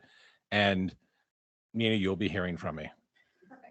And then everything can be passed out to the board members for confirmation that they are in agreement with modifications to the ordinance. It's not a vote, it's just an agreement. We've emailed this kind of stuff before through the town manager. And then the modifications can take place so we can see it in the next packet. So we would vote on the existing tonight, and then we're going to definitely vote on the Bring- modifications at the next. Bring the meeting. changes back. Yeah, we can bring the changes back. It'd have to clear through town manager and through town attorney and then be redrafted. And then it would be on our board packet at the next earliest convenience, correct? And then if we wanted to modify or strike when we could. Right. Can I make a motion? No. The public hearing portion is still open. Mr. Wachulis, has Miss Abbott responded?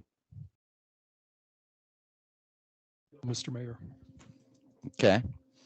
And she never took herself off mute?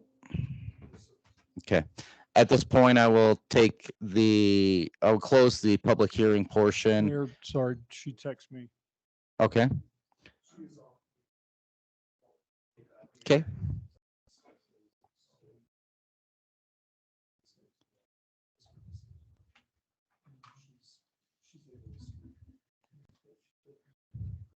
Okay, Miss Abbott, if you would like to speak, please go ahead.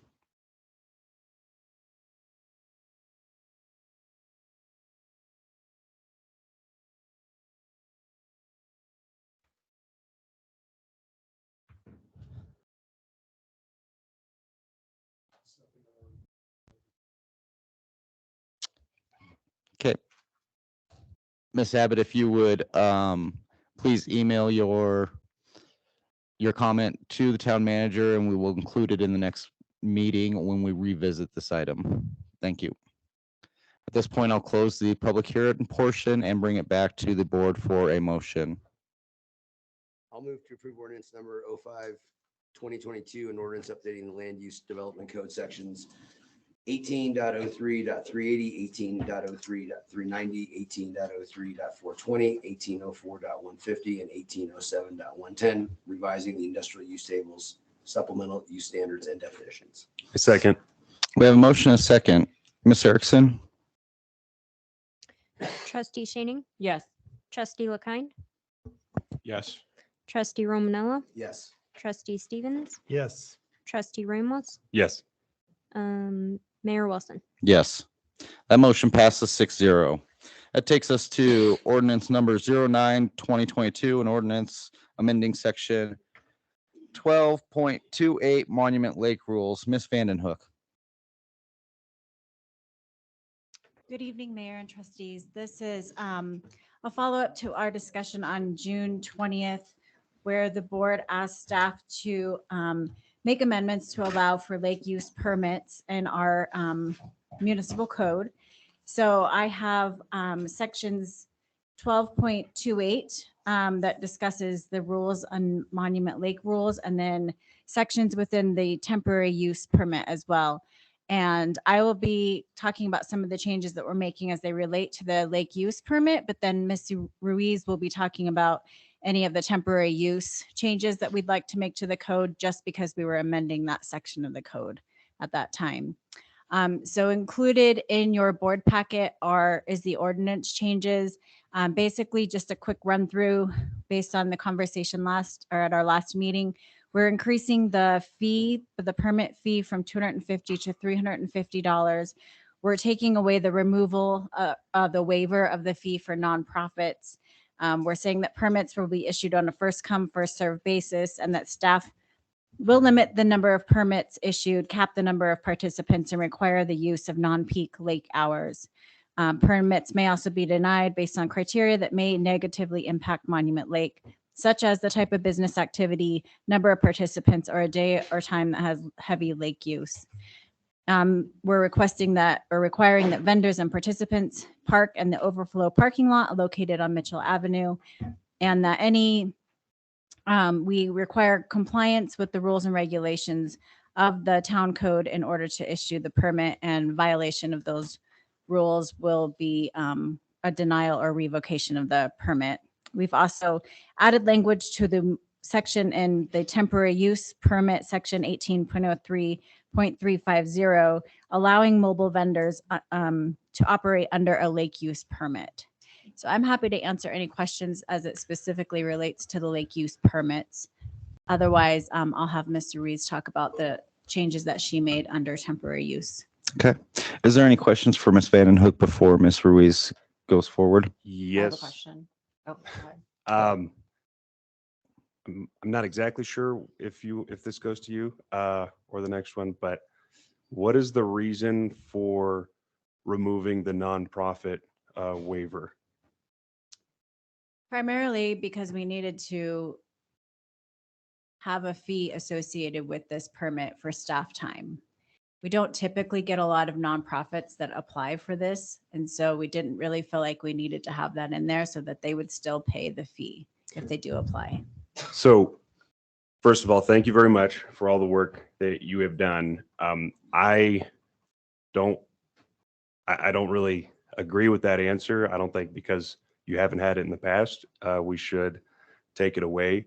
I know the only group I've personally seen out there was Boy Scouts. And to me, my personal opinion is, I think a group that would use that lake, a nonprofit that would use that lake, 350, I believe would make it so absolutely, in my opinion, not accessible for them. I reached out to a Boy Scout leader in Monument, and they said if it was 350, they would they wouldn't go to the lake.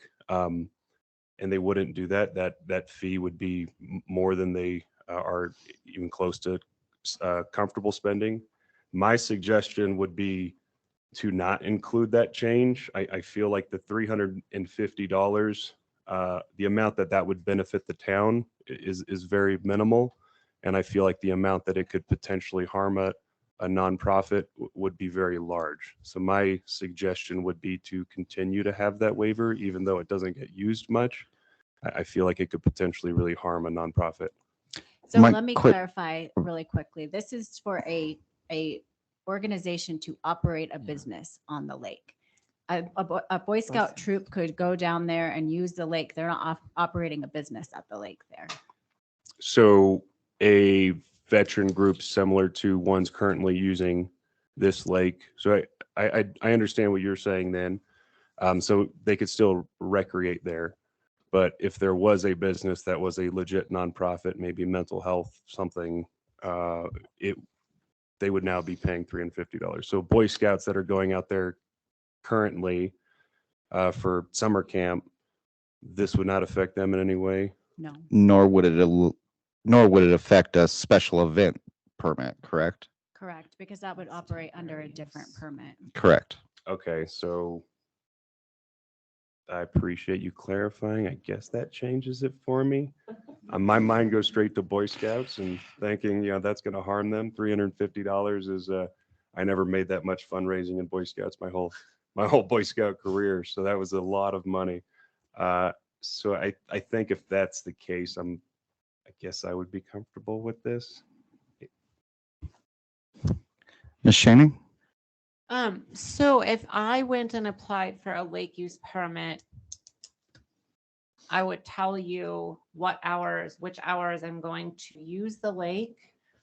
And then you would approve or deny based upon the hours that I need to use the lake, correct? Correct, based on the data that we've collected on what times are busiest at the lakes.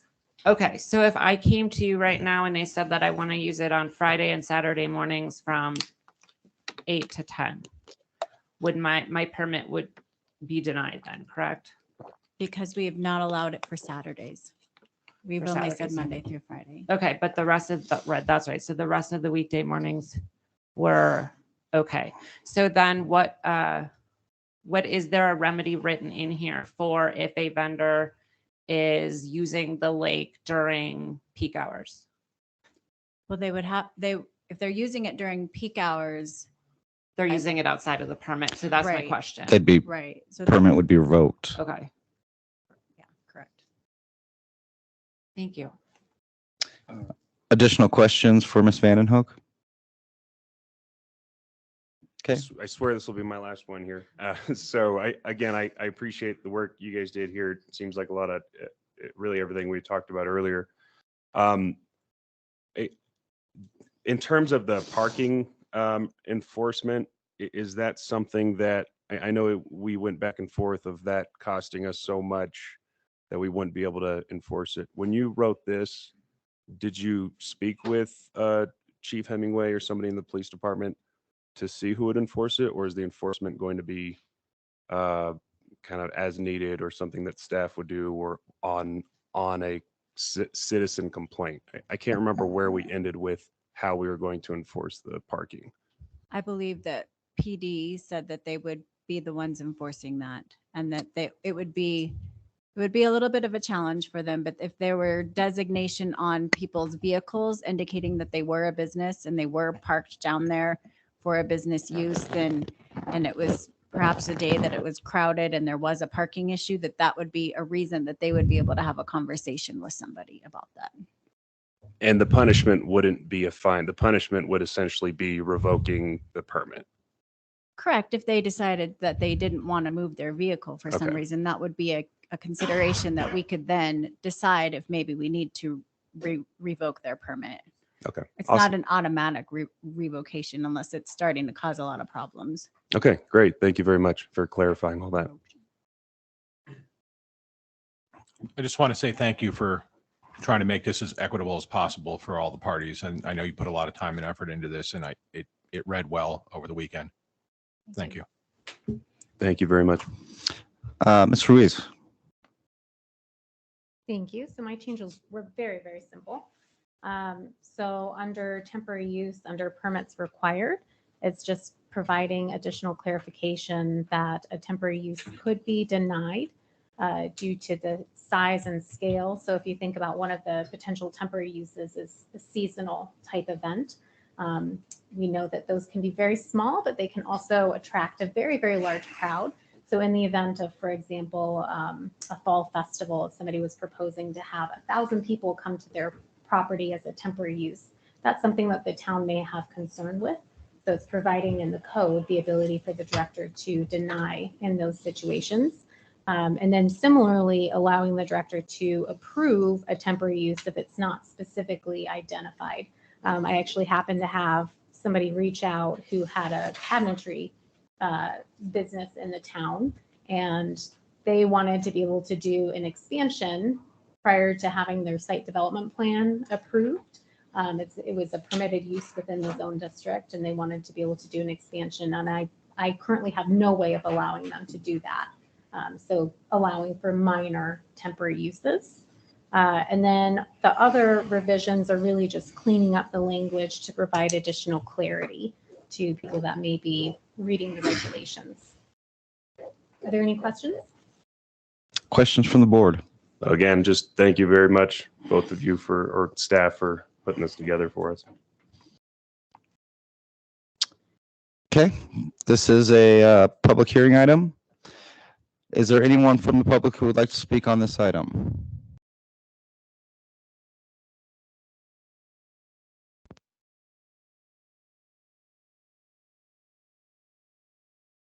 Hello, board. Thank you for hearing me again. Christine Malmborg, Dragonfly Patioga. Thank you for working on this. Thank you for the staff. It's been an interesting experience having been encouraged and supported to build my business from scratch here at Monument Lake. And then I'm having to fight with every ounce of energy and hope to keep my business alive.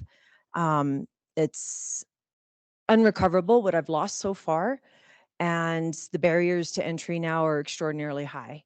$350 permit fee to be able to operate on a weekday. As you know, I've only been here on Wednesdays during the week. That's significantly high.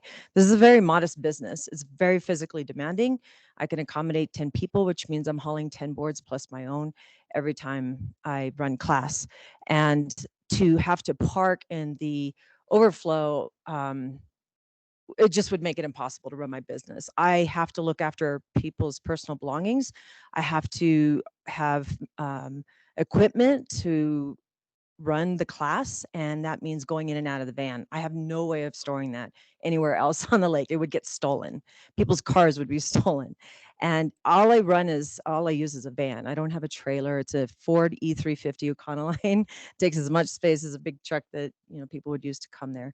So thank you for your time. It looks like my business is pretty much done and ended here in Monument, which is unfortunate, especially since I thought you guys were committed to the success of my business. That's all I have. Is there anyone else who would like to make comment on this item? Sir?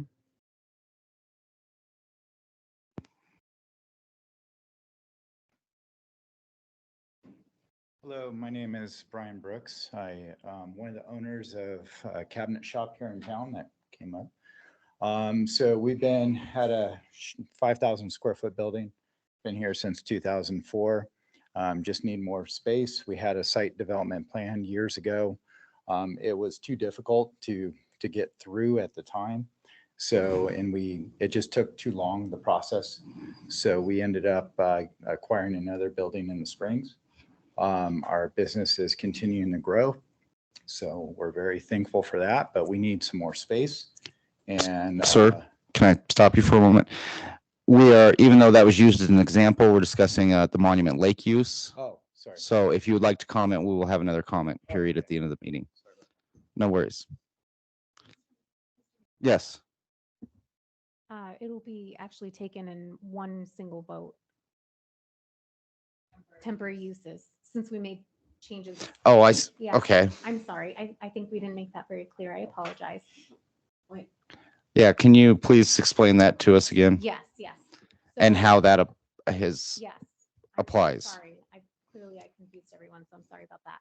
So it would be taken in one single vote, and with that one single vote, it would, you would be making amendments to not only the lake use section, but also the temporary use section. Because there is a need to revise the temporary use section in order to allow for the changes that Madeline identified in the lake use. They're corresponding. So Okay. it's corresponding, but the second But it's- half is relative to the gentleman that wanted to speak to it. I apologize. Please come back up. You were wanting to comment on a temporary And- use permit? Yeah. Okay. Yeah, just, anyways, just to give explanation. So we're looking to, we need a temporary space quickly. We don't have time to, the time for construction and the site development plan and everything is going to take it's going to take a while. We've kind of worked with you guys and been through that. So our intention is to expand the building. So, permanently, so we have enough space. And what we're hoping to do is just put up some temporary storage, covered storage, so that we can store some product in there. And then, that would give us time to go through the site development plan, do everything you guys want us to do, and be able to expand the building. So that's all. Okay, thank you. So if you had any questions. Can I ask a question about that? Sure. Does the modification that we're making, does that assist you? Yes, it does. Thank you. Are we on the same page now, Mr. Reeves? Okay. Anyone else who would like to make comment on this item? Mr. Whitechulis, do we have anyone online that would like to make comment on this item? Mayor Wilson, there are no raised hands in the gallery. Okay. At this point, I will bring it back to, or I'll close the public hearing portion and bring it back to the board for further discussion or motion.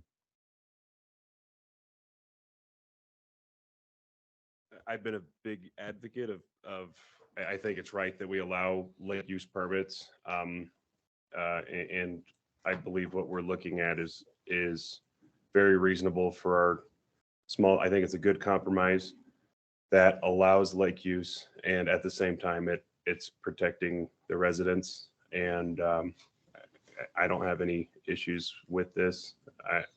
In a perfect world, I'd still like to see the nonprofit fee waived, but I can't even think now that that's been explained of what not profit we would be talking about. So I'm comfortable voting for this. Okay. I'm still adamantly against this. I don't think that this is what the lake is here for. And then after hearing from Christine and Dragonfly, which I definitely sympathize with her plight, it sounds like this isn't going to even help the business owner that we set out to help here. So I'm not sure what we're doing or why we're passing this anymore, because we are opening up a can of worms to people, for people to use the lake and to issue more and more permits. And I see very little benefit. We've just heard from Christine, it's not going to benefit her. So I just don't know why we're doing this. Yeah, I'd like to respond. I believe that our job is not to be controlling businesses and decide who does what business. I think the purpose of a business is not to serve the government. The purpose of a business is to provide goods and services for the people. Now, with that said, our role in the process, we did have a fatality in the lake. And so I think that's probably why this process has been so long, to make sure we put everything in place. So we are concerned about the public safety and public well-being. So that's why we went through this process. But I don't think it's up to the government to say a business cannot run here. at all. So, so anyway, that's my position on that. Any other comments? Okay, do we have a motion? Yes, I'd like to make a motion to approve ordinance number 092022, an ordinance amending section 1226 Monument Lake Rules and Regulations and 1803-350 temporary uses of the Monument Municipal Code. Second. We have a motion and a second. Ms. Erickson? Trustee Stevens, Yes? trustee LaKind, Yes. trustee Shaning, No. trustee Romanello, Yes. trustee Ramos, Yes. Mayor Wilson. No. That motion passes 4-2. That takes us to ordinance number 10/2022, an ordinance approving the purchase of 2 easements. Mr. Tharnish.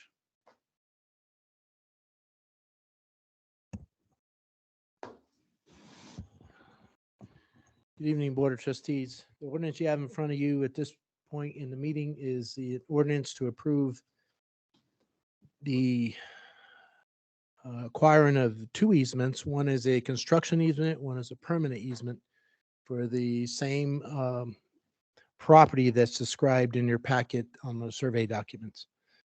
This was a couple of months of negotiation between the project engineer for this and the town attorney and staff, trying to come to a reasonable conclusion in order to acquire these necessary parcels to allow the new 12-inch water lines to follow the intended route and to get to the designated point where they have to cross underneath the railroad system.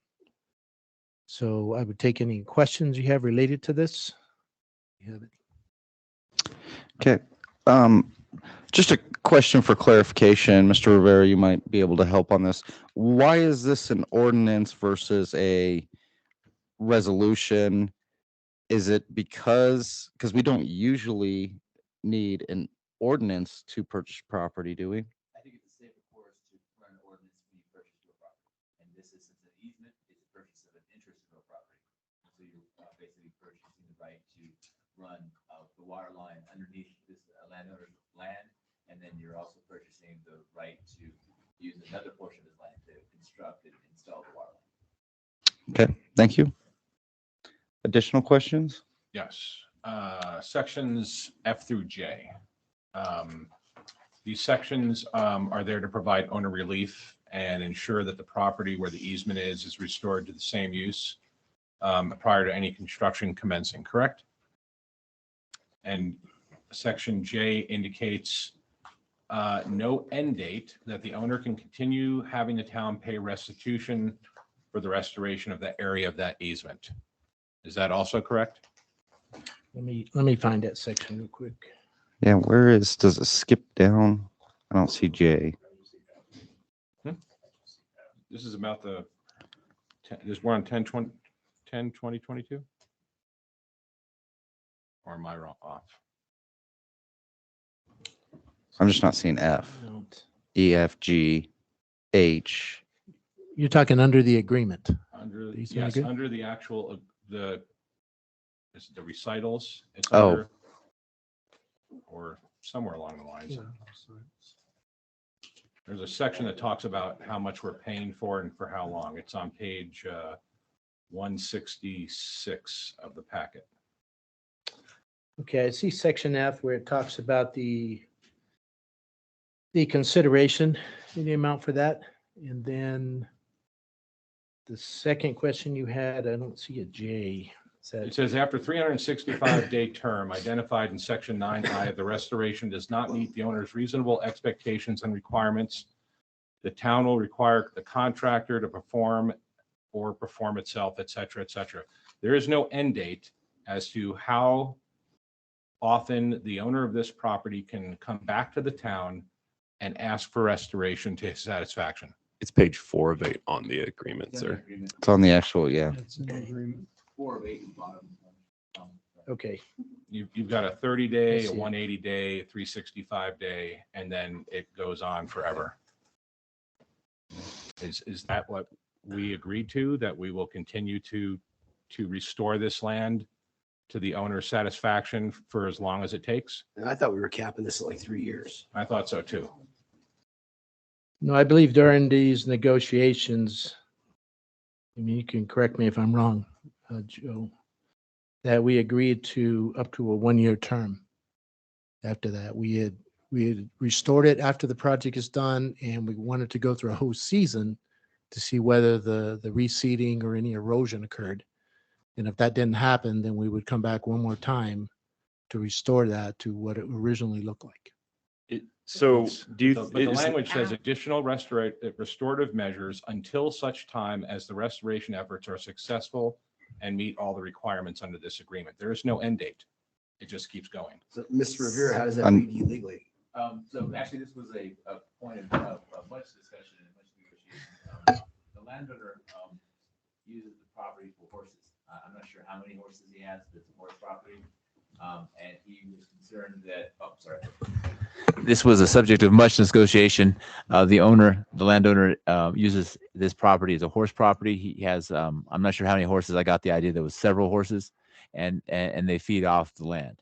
And so his concern was that if construction went in and basically made it such that the vegetation did not come back, he wanted some assurance that the town would be responsible for making sure the vegetation came back. So I believe you are correct, and I think that was the intent, Trustee LeKine, that did not have an end date, except for it has a reasonable end date. So he's able to come back so long as it's a reasonable demand.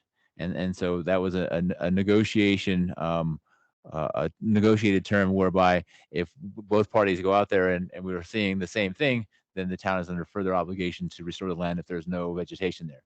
However, if there's a disagreement as to the vegetation, then we could deem that request unreasonable and deny it. And then we'd have to go further probably down the court avenue or further negotiations. But that was the intent, is to allow him, allow that to be a point of further discussion, so that he could rest assured that the vegetation would return to his land.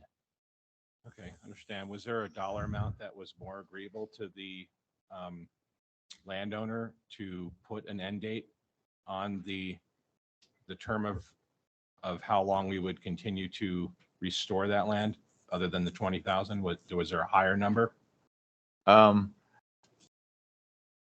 That's his concern. My impression, I didn't speak with him directly much of the time. He was represented by counsel, but his concern seemed to be primarily related to the care and feeding of his horses. Thank you.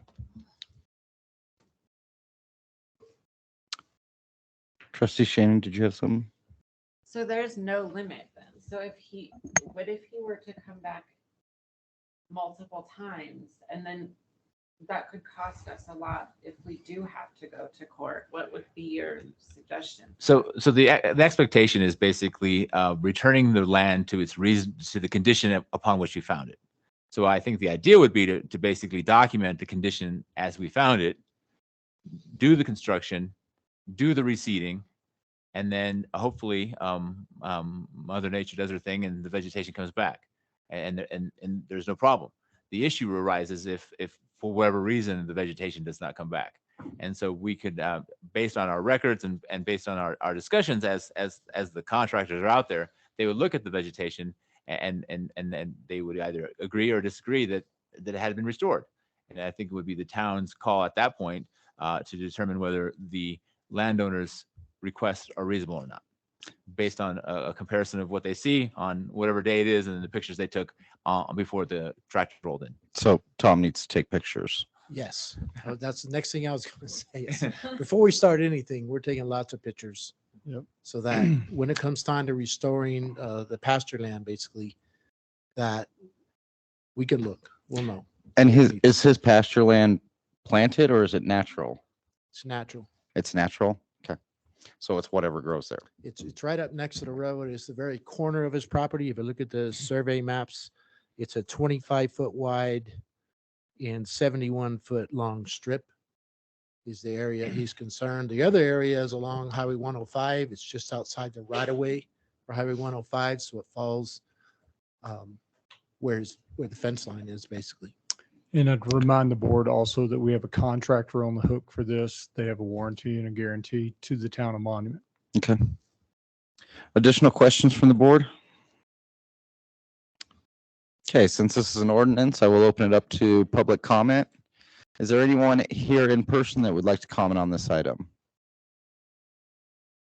Seeing no one, Mr. Wachulis, is there anyone online who would like to comment? Mayor Wilson, there are no raised hands at this time. Okay. At this point, I will close the public hearing portion of this item and bring it back to the board for further discussion or a motion. I'll make a motion to approve ordinance number 10, 2022, an ordinance approving the purchase of 2 easement interests for the construction and maintenance of subsurface wet and dry utilities. Second. Okay, we have a motion, a second. Ms. Erickson? Trustee Shaning, Yes. Trustee Ramos, Yes. Trustee Romanello, Yes. Trustee Stevens, Yes. Mayor Wilson, Yes. Trustee LaKine. No. Okay, that takes us, that motion passes 5-1. That takes us to ordinance number 11, 2022. An ordinance updating section 1.16.140. Ms. Ruiz. Thank you. So this is an item that I just discovered, and evidently it's not something that we've been real great about following in the past. So within the code, there's a limitation that there can't be any more than 5 land use applications, 2 of which could be final plats or PUDs, or I'm sorry, not even final plats, subdivisions or PUDs. The town process, if somebody is proposing a PUD, requires 2 hearings for a PUD and 2 hearings for some type of subdivision.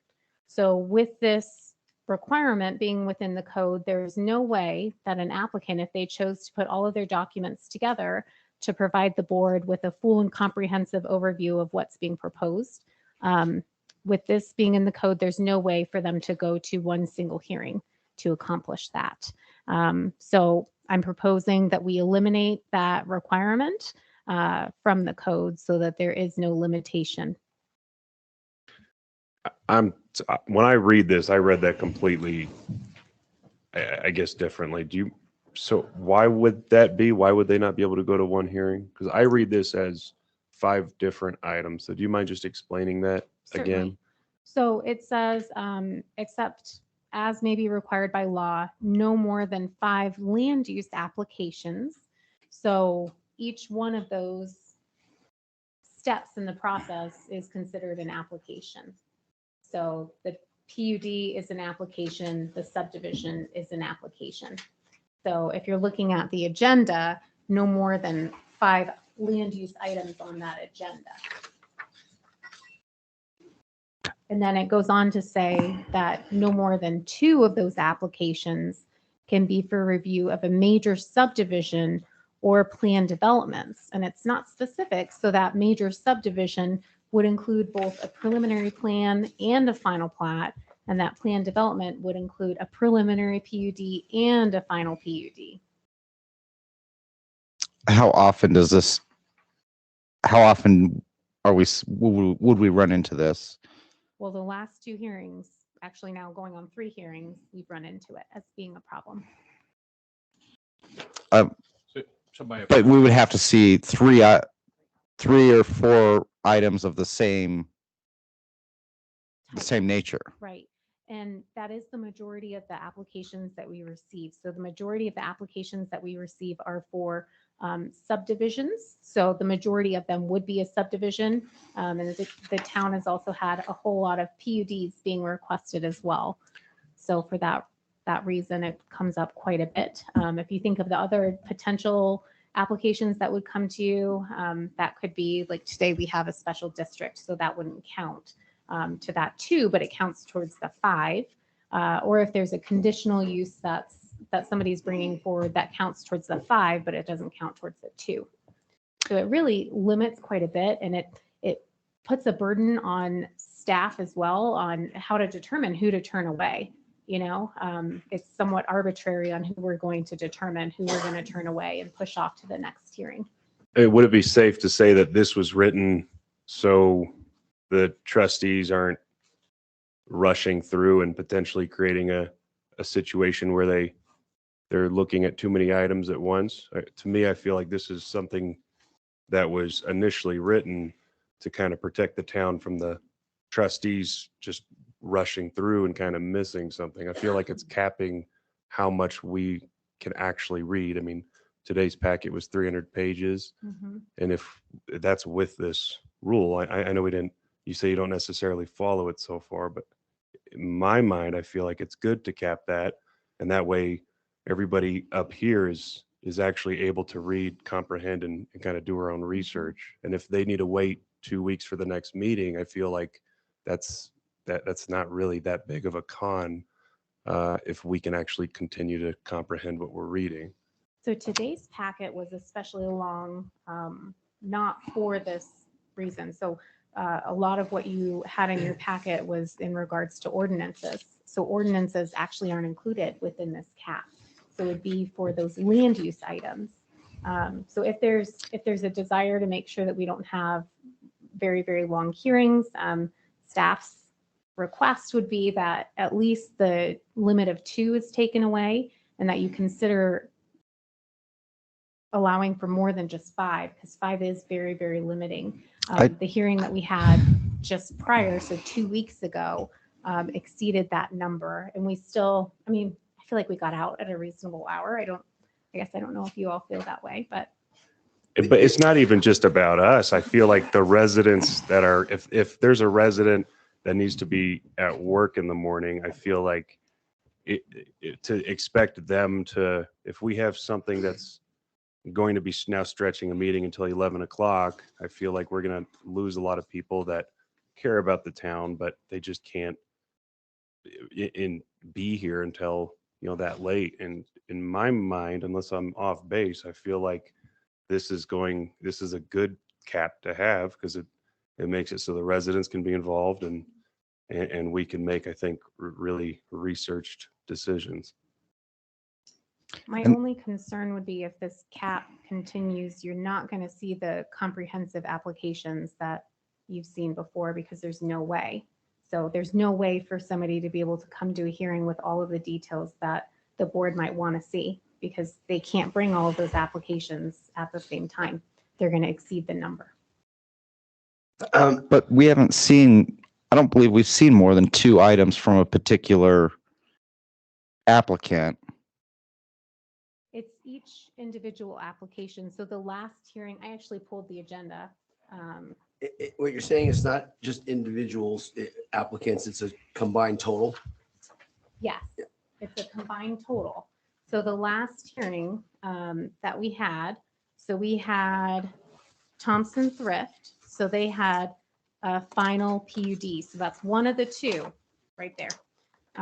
Then we had the Village at Jackson Creek final plat. That's 2. So now we can't have any more land use items after those 2. But you named one of Thompson. Why? No, I'm going It's through the it's a full list. combined, it's not just an individual applicant. That's what's causing the challenge. But it's not each even a individual challenge. There's no application. challenge here. Have you guys experienced any challenges hearing it the way we've been hearing it? Well, you haven't been. That's the thing. We haven't been. It hasn't been followed. We're being inundated with more than we should be for the code. Okay, So, exactly. and I think the request is that we modify the code to allow us to be inundated with all those Right. applications. I have a question on the applications. When we see a preliminary PUD and a final get together, is that 2 separate applications? If we are to take the written word literally, that would be 2. So if we don't want them combined anymore, do we leave the code as is, or do we take the code as you've modified it? Because I'm not If you don't for wanna getting see a them preliminary and a combined? final the same night. I guess you would leave it. And that would prevent a preliminary and a final from the same applicant on the same night? That is true, but then you're not going to get the details. So you're going to be approving. So earlier in the evening, there was a discussion about at the preliminary plan stage, certain things get approved and then it gets to the final plat. Can you deny at that time? So that would prevent you from having a full comprehensive understanding of what the application is at that same hearing. So you may approve it without knowing what the ultimate development is going to be, just with general knowledge about densities and so on. You're talking about the preliminary sketch plan. No preliminary PUD. I mean, if the board wants to, I mean, it's your rules and regulations, just be aware that it will cause delays. Most certainly it will cause delays with development if this is not eliminated. So there have been delays in the past, not huge delays, but there have been delays. And as Trustee Ramos stated, this gives us more time to review all of the information. So I guess I'm just curious, coming in as a new director of planning, why you would try to automatically remove a limit that serves the interest of the town of Monument residents and allows the board adequate time to digest these plans. And basically, this seems like we're in search of a problem that doesn't exist. So I would like to know what the rationale is at this time for putting this on our agenda. I disagree with that's a that good premise question. because with this doesn't affect what we have to read and absorb, because we could still have 1,500 resolutions on the board packet. So this doesn't change that. It does change that, because if as she has prescribed, we could have unlimited land use issues on each agenda. And as we just discussed, look at all the ordinances we have that are very important to our residents that have nothing to do with land use. So are those going to take a back seat now? I would say if we didn't go with this change and be able to pair those things together when need be, I would think it would put some of those things on the back burner just for time wise. Some of these other ordinances that need to be addressed.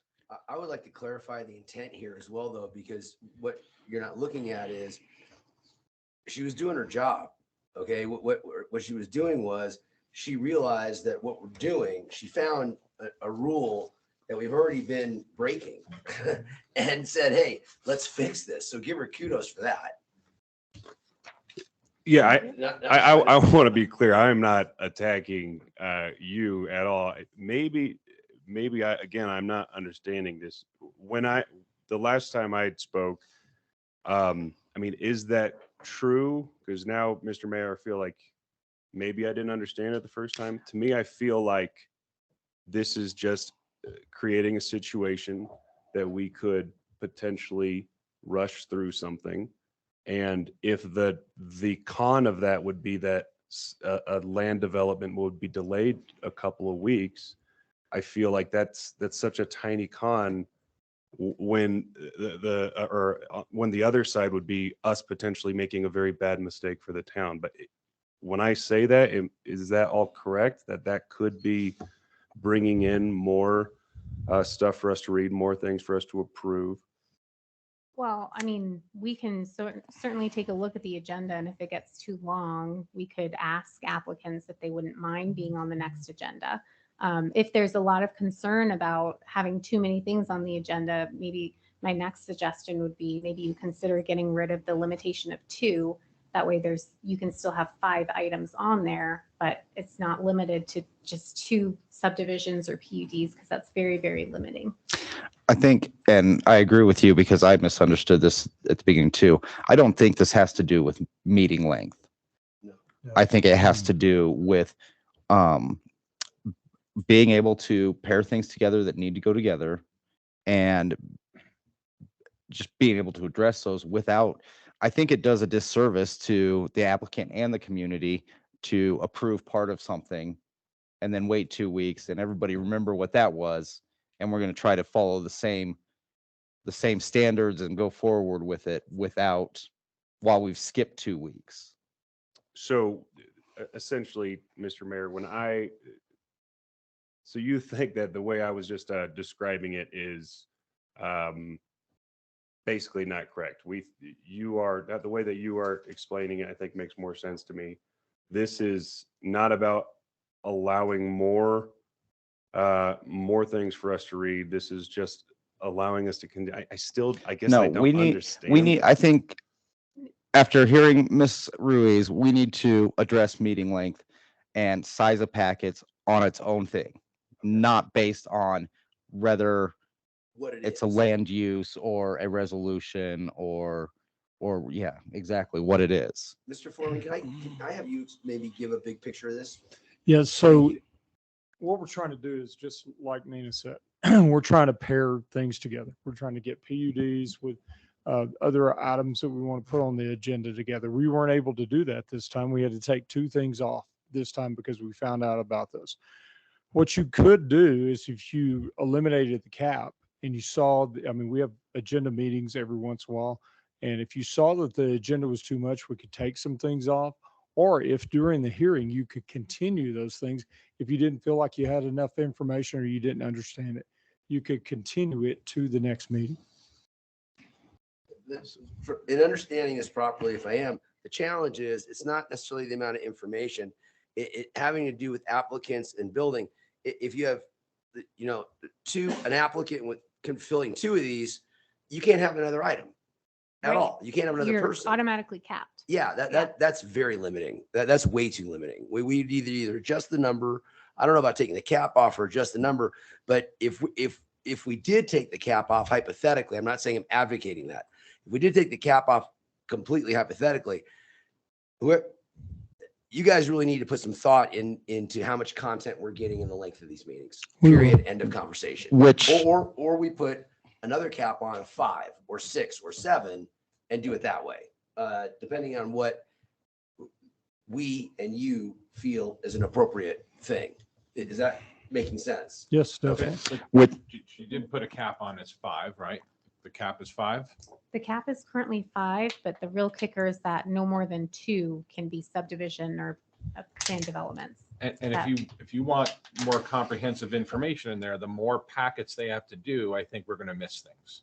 So if we have no cap, I think. Which is how we've been running. We've been running it no cap. Right. All she did was discover something. Right. All she did was discover something. We've been already running at no cap. I think the suggestion from Nina would be that we limit it to 5, but remove the limit of 2. And I think that would serve us well and not put too much onto you. That sounds fair. And Mr. Foreman, or ma'am, you can answer it, Nina, or Ms. Ruiz. So if we kept the cap at 5 and removed the 2, that is not adding extra material for the residents to review, for us up here to review, to again potentially create a mistake by being no, because not from what we number though. Yeah, not from what we've been doing historically. Now like I said, we just noticed this error, and so what we've been doing historically is no cap whatsoever prior to tonight. But because you've continued 2 of the items to the next meeting, had we had those on here, we would have blown through the cap, right? Which Exactly. is why just like we have done When historically. was the last time we've done this? Just last week. Just last Or- week. No, Last that meeting. we had to Had to continue? Right. When was the last time we had to continue That I due don't to? know. I think it's been a while. Couldn't tell you that. So It this may is have the been second week in a row, second meeting in a row that we've had more than what the code allowed for. And Well, actually, this meeting tonight It's not more. it meets the code. Because we took. continued it. Yes, Okay, I'm exactly. just trying to get this too. Because I she think- caught it. Right. Because she she caught caught it. Right. We've been exceeding it since I've been on this board for 4 years, many times. Ms. Ruiz, I guess- again, just because I may have been misunderstanding it, so I think I'm understanding this more here. But what I still don't get is how would it not raise time if we would have not continued those 2 items? You're just saying that we still would have had the option to say, hey, this is going to run until 11. Let's continue these. You always have that option. So So like Mr. Foreman said, you always have that option of continuing items if it's getting too late.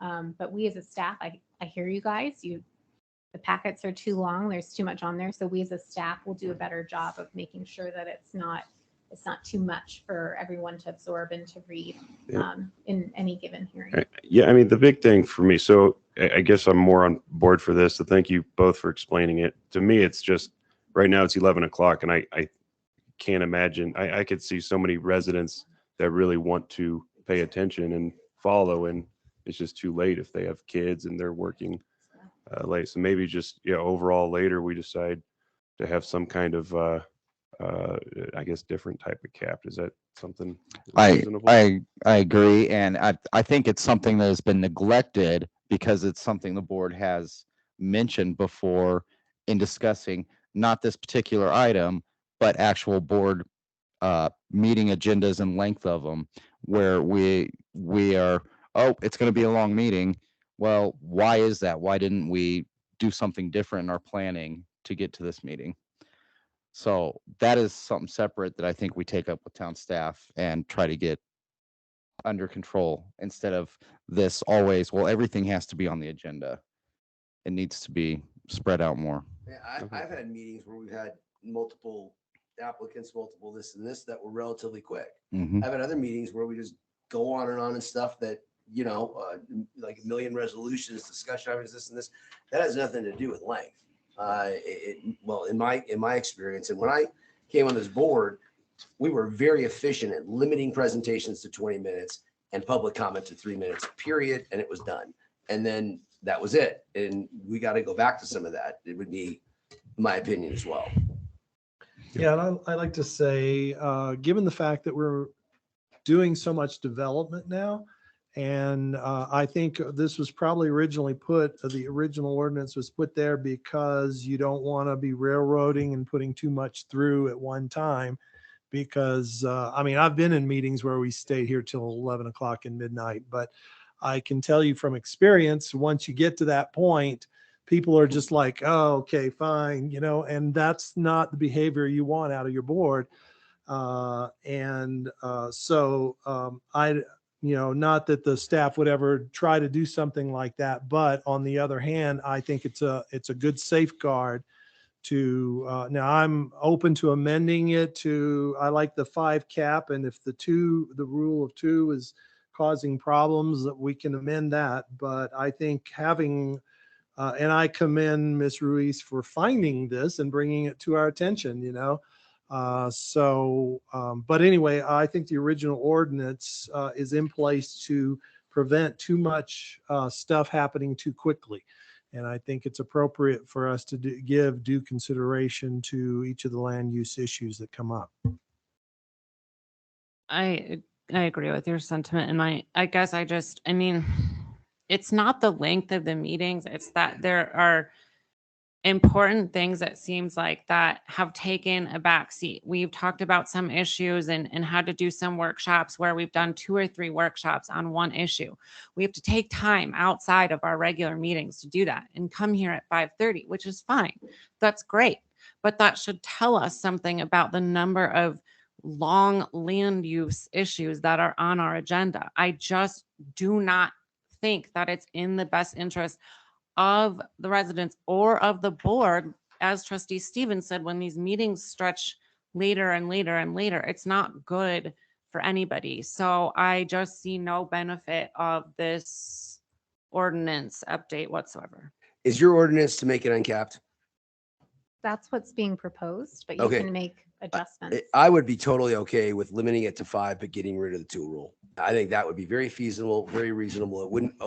It wouldn't do more than we've already been doing, but would allow us to keep a flow and a continuum. That would be reasonable for everybody. And coming from staff is just making it more efficient without adding more. So I agree and echo Trustee Romanella. Okay, this is a public hearing item. So is there anyone from the public that would like to comment on this item? Mr. King?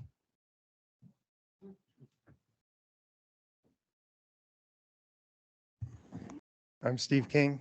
As someone who reviews every land use application, I would give you a suggestion.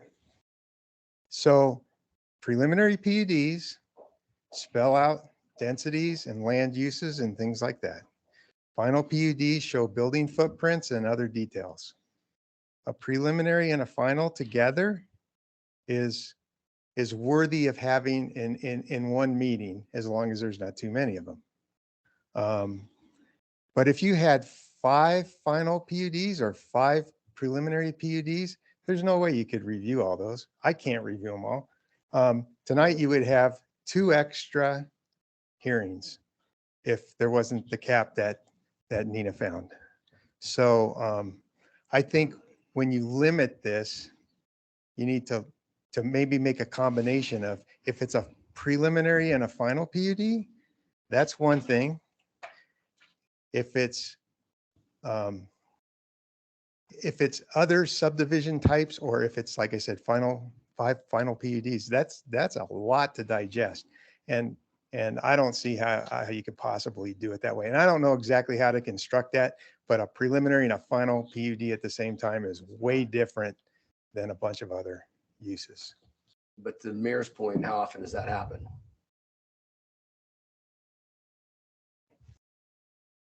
I wouldn't say how, if it's not going to be good, if it happens once a decade or once a month, if it's not good, that's what we should vote on. We should think of, is it the right thing to have, or is it not the right thing to have? I don't care how often it happens. If it's going to put us in a bad situation, we shouldn't do it. I mean, that's just my thought. I really don't care how often it has. It could be one bad decision in 30 years and it could really affect the town.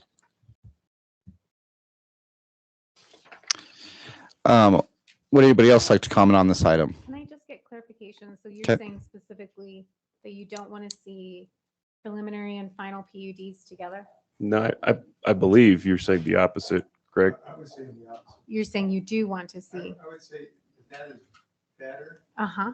to have those 2 together than it would be to have like 5 final PUDs on. Right. Okay. Okay. So how you limit that, I don't know how you would structure the language to have it.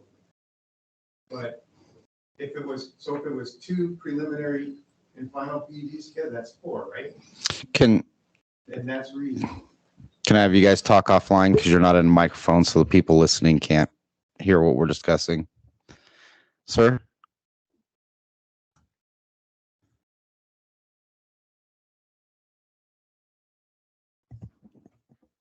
Joe Little with Classic Homes. We're here for one of those resolutions you're talking about coming up in a little bit. Nina, can you clarify for me, is a preliminary and final plat 1 or 2 things? If we wanted to read the code literally, it would be 2.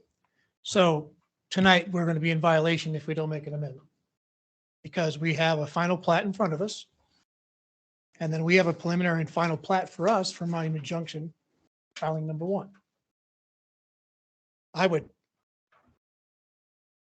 know how to describe this. I guess if I were in your shoes, I would certainly not want to look at and say, oh, could you come back in 2 weeks for your final plat because we did your preliminary last 2 weeks ago? That's a big waste of your time. Final plats are really just a legal document. All the work is in the PUD. That's where all the rules are set. Final plat just tells you legally, yes, did you follow the PUD? I'm not even sure why you have a preliminary and a final plat on monument. Most jurisdictions do not. You have a final plat, period. You don't do this preliminary final. Most people, at least we always combine it. I don't know what the norm is. Do most people combine the plats? Go ahead. So in their case, they have a preliminary final plat because their PUD was a preliminary final PUD. So they have to go hand in hand. So if they had a final PUD, their plat would be a final plat. So in this case, Monument Junction was a preliminary final PUD because they went from sketch plan to preliminary final PUD instead of sketch plan.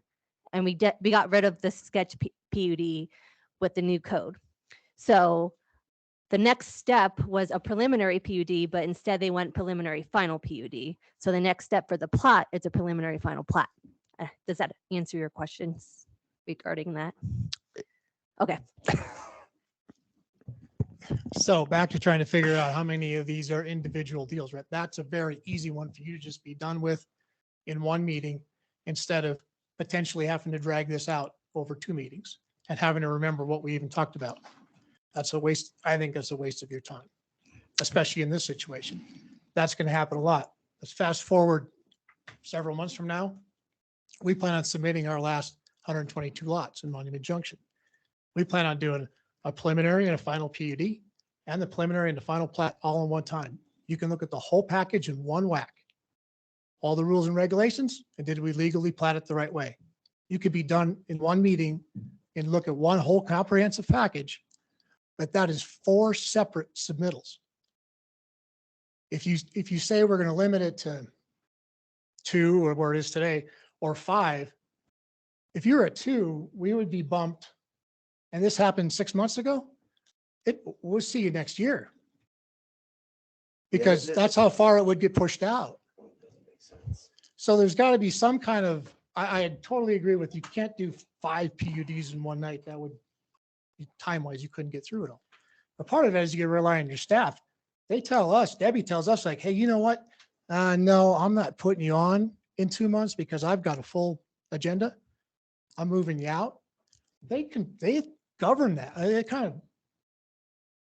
They tell us when are they going to put it on the agenda because they know how full the agenda is going to be. I don't know if there's some rule or not rule. I like Nina's approach of, hey, we're gonna look at the volume that's coming through, and we're going to adjust and say, hey, sorry, applicant, you're not going to be able to get on because we don't have time for it because yours is too complicated, or we have too much on the agenda. So anyway, that's my 2 cents from the developer standpoint. Thank you. Is there anyone else who would like to speak on this item? Mr. Wachulis, do we have anybody online that would like to speak on this item? Mayor Wilson, there are no raised hands at this time. Okay. In that case, I will close the public hearing portion and bring it back to the board for further discussion or motion. I'd like to say one thing. And so I've heard everybody's take on this, and I think the one part that was not discussed is I understand the amount of prep time that the town staff has to go through. I appreciate that. But we're all volunteers. And when I get that packet on Wednesday, I have to figure out how the rest of my week's going to go, how much of my weekend's going to be consumed by an unlimited amount of land development items that have no cap. That can take my entire Friday, Saturday, and Sunday in order to be prepared for Monday. So fortunately, I don't have to worry about a child at home, but that's still my personal time after a 40 to 60 hour work week. Right. So I think we need to have some form of limitation in place so that when these issues do arise, my whole weekend is not consumed reading a 350-page, 400-page board packet that takes 20 minutes to download or fails on download. So that's just my take on it. Okay. Again, Trustee LeKind is spending the weekend doing that, but in terms of, and again, I don't have a dog in this fight. I'm in terms of changing the ordinance to make it so if the next trustee who would replace Trustee LeKind doesn't want to spend their weekend. If I think to me, it still worries me that right now, I think we have a really good dedicated group. And then we have Miss Ruiz, who's really dedicated and very good at saying, hey, it's too packed. Let's change, let's limit this. But to me, I feel like this all could potentially work now, but doesn't it still leave it up to or create a little bit of trouble or potential trouble if we don't have good people up here, or if staff on this side, is maybe not as good at scheduling or seeing how long a meeting could be, how much paperwork is there? Because right now you're doing an incredible job. I just feel like in the future it's potentially creating a problem. But I mean, maybe I'm off base with that. And I think that's something we need to direct more at Mike, is the length and amount, not this ordinance. Well, Mr. Mayor, do you work with staff on planning the agenda? Occasionally, yes. I think if, I think what we're trying to get here is to be able to allow that. Because right now, we don't have the possibility to even do more than 5.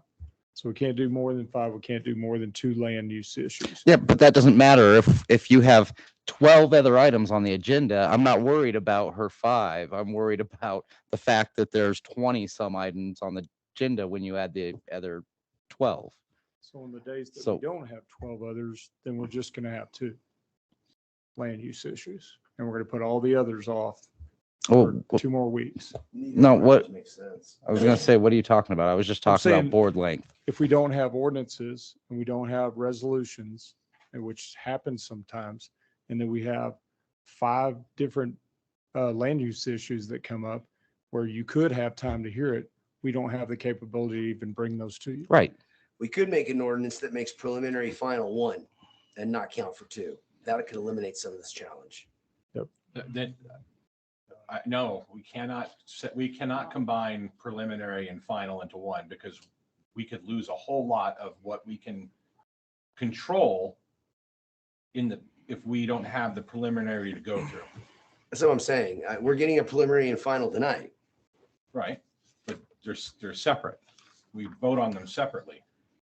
Mm-mm. No, look at One. Look at C. And that's happened before. What I'm saying is I don't mind if preliminary and finals come in separately sometimes.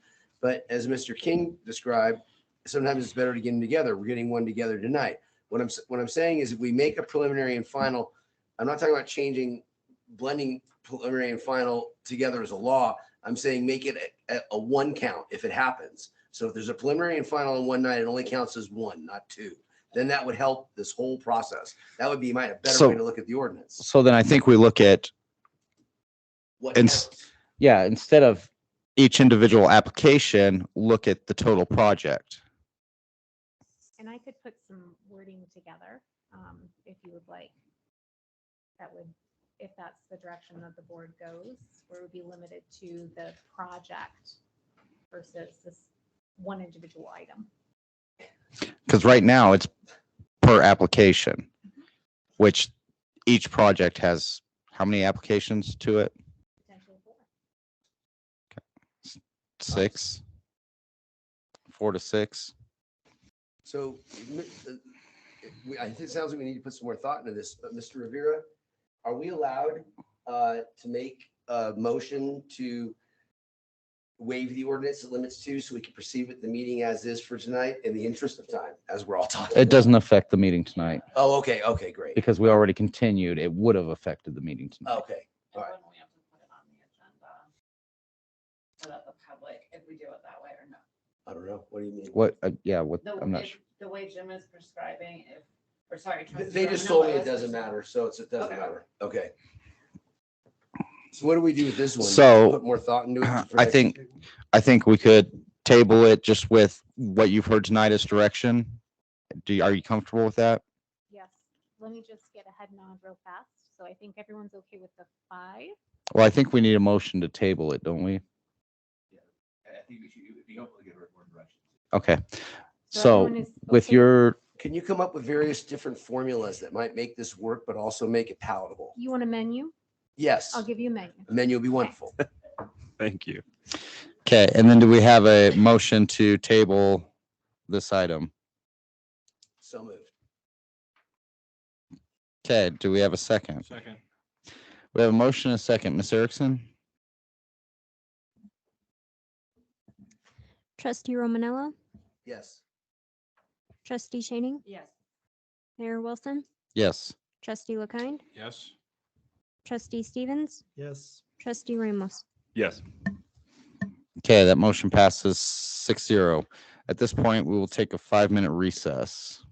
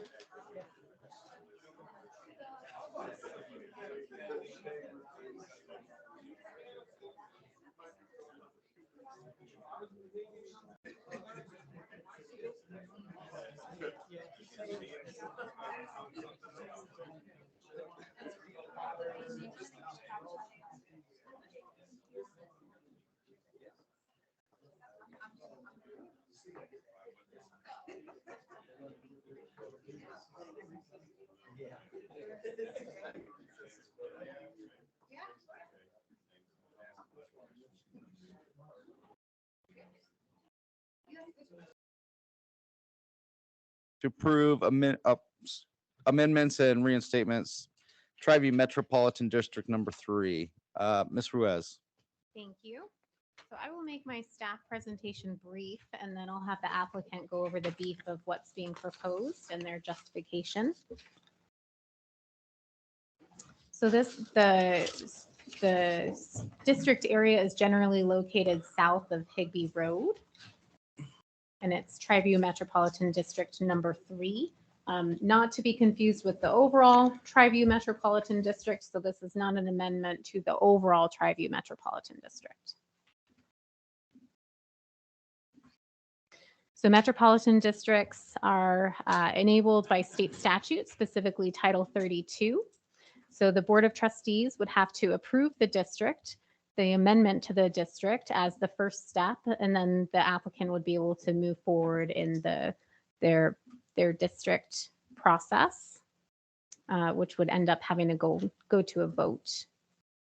So the service plan sets the mill levy and debt caps. It also includes the responsibilities. What some districts choose to do is they ask for all of those activities that are allowed under state statute, but they may not actually utilize all of them. So we can hear from the applicant on if that's their intent or if they intend to actually utilize all of the abilities that are being requested. So in order for the Board of Trustees to approve the request tonight, they will have to make 4 findings so that there's sufficient existing, that there is not sufficient existing and projected need for the organized services in the area to be serviced by the district. The existing services in the area to be served by the district is inadequate for present and projected needs. The district is capable of providing economical and sufficient service to the area within its proposed boundaries, and the area to be included in the district does not have and will have the financial ability to discharge the proposed indebtedness on a reasonable basis. So those are the criteria for the district. So staff is proposing the following conditions, so that their maximum mill levy is 60, their maximum debt is 18 million, and that if they are wanting to, I'm sorry, that's not the one I thought it was. So the last one would be provide notice to purchasers regarding the district's authority by recording a disclosure statement against the property. So if anybody purchases the property, it will come up on the title. So staff does recommend that they meet all of the 4 criteria that I previously went over. Are there any questions for staff before we bring the applicant forward for their presentation? Any questions for staff from the board? Seeing none, will the applicant please go ahead? Good evening, Board, Mr. Mayor. Russ Dykstra on behalf of the property owners and petitioners for the district. Our presentation materials are in your meeting packet. I don't want to redundantly go through those word for word. I would like to just give a little background to this. This district was formed in 2006 in conjunction with the Tri-View and the Tri-View 2 and 4. At that point, the overall Tri-View district was intended to cover a lot of the internal infrastructure, while these districts did some of the regional improvements. Well, 2008 came along, a lot of things changed. This project was originally slated for 800 residential units. During the interim 18 years, the planning has changed to now it's only 300. Why that is conjunction with the market and with town staff in discussing what's appropriate for this piece of property. Below it is a higher density, above it is less dense. What that means is now instead of 800 units to pay for this infrastructure, we have 300. And the same infrastructure is required. And in those 18 years, inflation has taken off, as we all are aware. So what this service plan amendment does in essence is it raises our authorization to issue bonds to pay for that infrastructure as a financing tool to 18 million. The overall public improvements costs are in right around 35 million. So we're about halfway is going to be financed through the district. The rest is going to be the developer's obligation. What are the residents getting in exchange for this financing? The original development did not have any sort of community center or community amenities. This project now has a very extensive amenity center, which includes a spa, pool, a meeting center, some outdoor recreation areas, as well as a demonstration kitchen, which is a first to me. I've never seen that in a community center. So it's a gathering place for the entire community that they're going to be getting in exchange for this slight increase in the mill levy. The other thing that we're amending in the service plan is we're bringing it up to the current standards of the town. As we've been in front of you in the past year, we've redone this entire service plan to make it modern, to get rid of some of the stuff that didn't apply anymore and to include some stuff, including the recommendations from staff as far as eminent domain and bankruptcy. We are fine and accepting of those conditions in their report.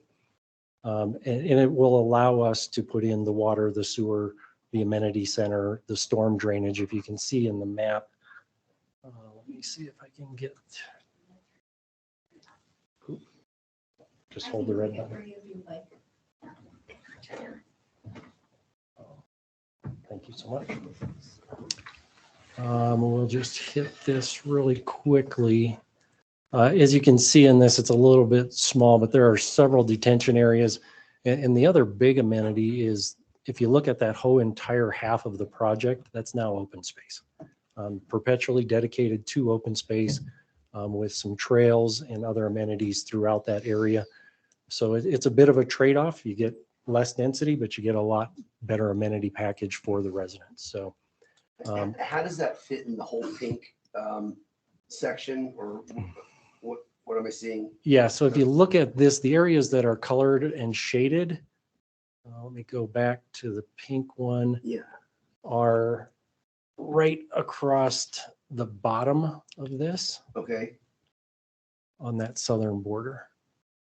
And we do have representatives, Mick Schumacher from the property owner, who can explain a little bit better if you would like more detail as far as where things lay out. So a lot of it's not developed yet, is what I'm saying. No, nothing's developed. Okay. Correct. It's sat vacant for 18 years since the original service plan was approved.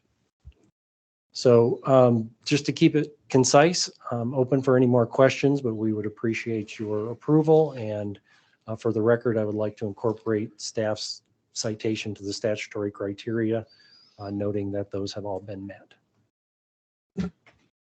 Okay, questions from the board? It might be in front of me here. First of all, thank you for your presentation. What was the percentage that the mill levy was going up? It's going up 10 mils. 10 mil. Because right now the existing service plan has it at 50 mils combined. Thank you. Are there any residents currently there living on that property? No, the property is entirely vacant. Okay. So also, this looks familiar, even though you said it was approved 18 years ago. I wasn't on the board at that time. But this road that comes up to the side, is that going to Higbee Road? I'm going to ask Mick Schumacher to come up because he can provide that detail.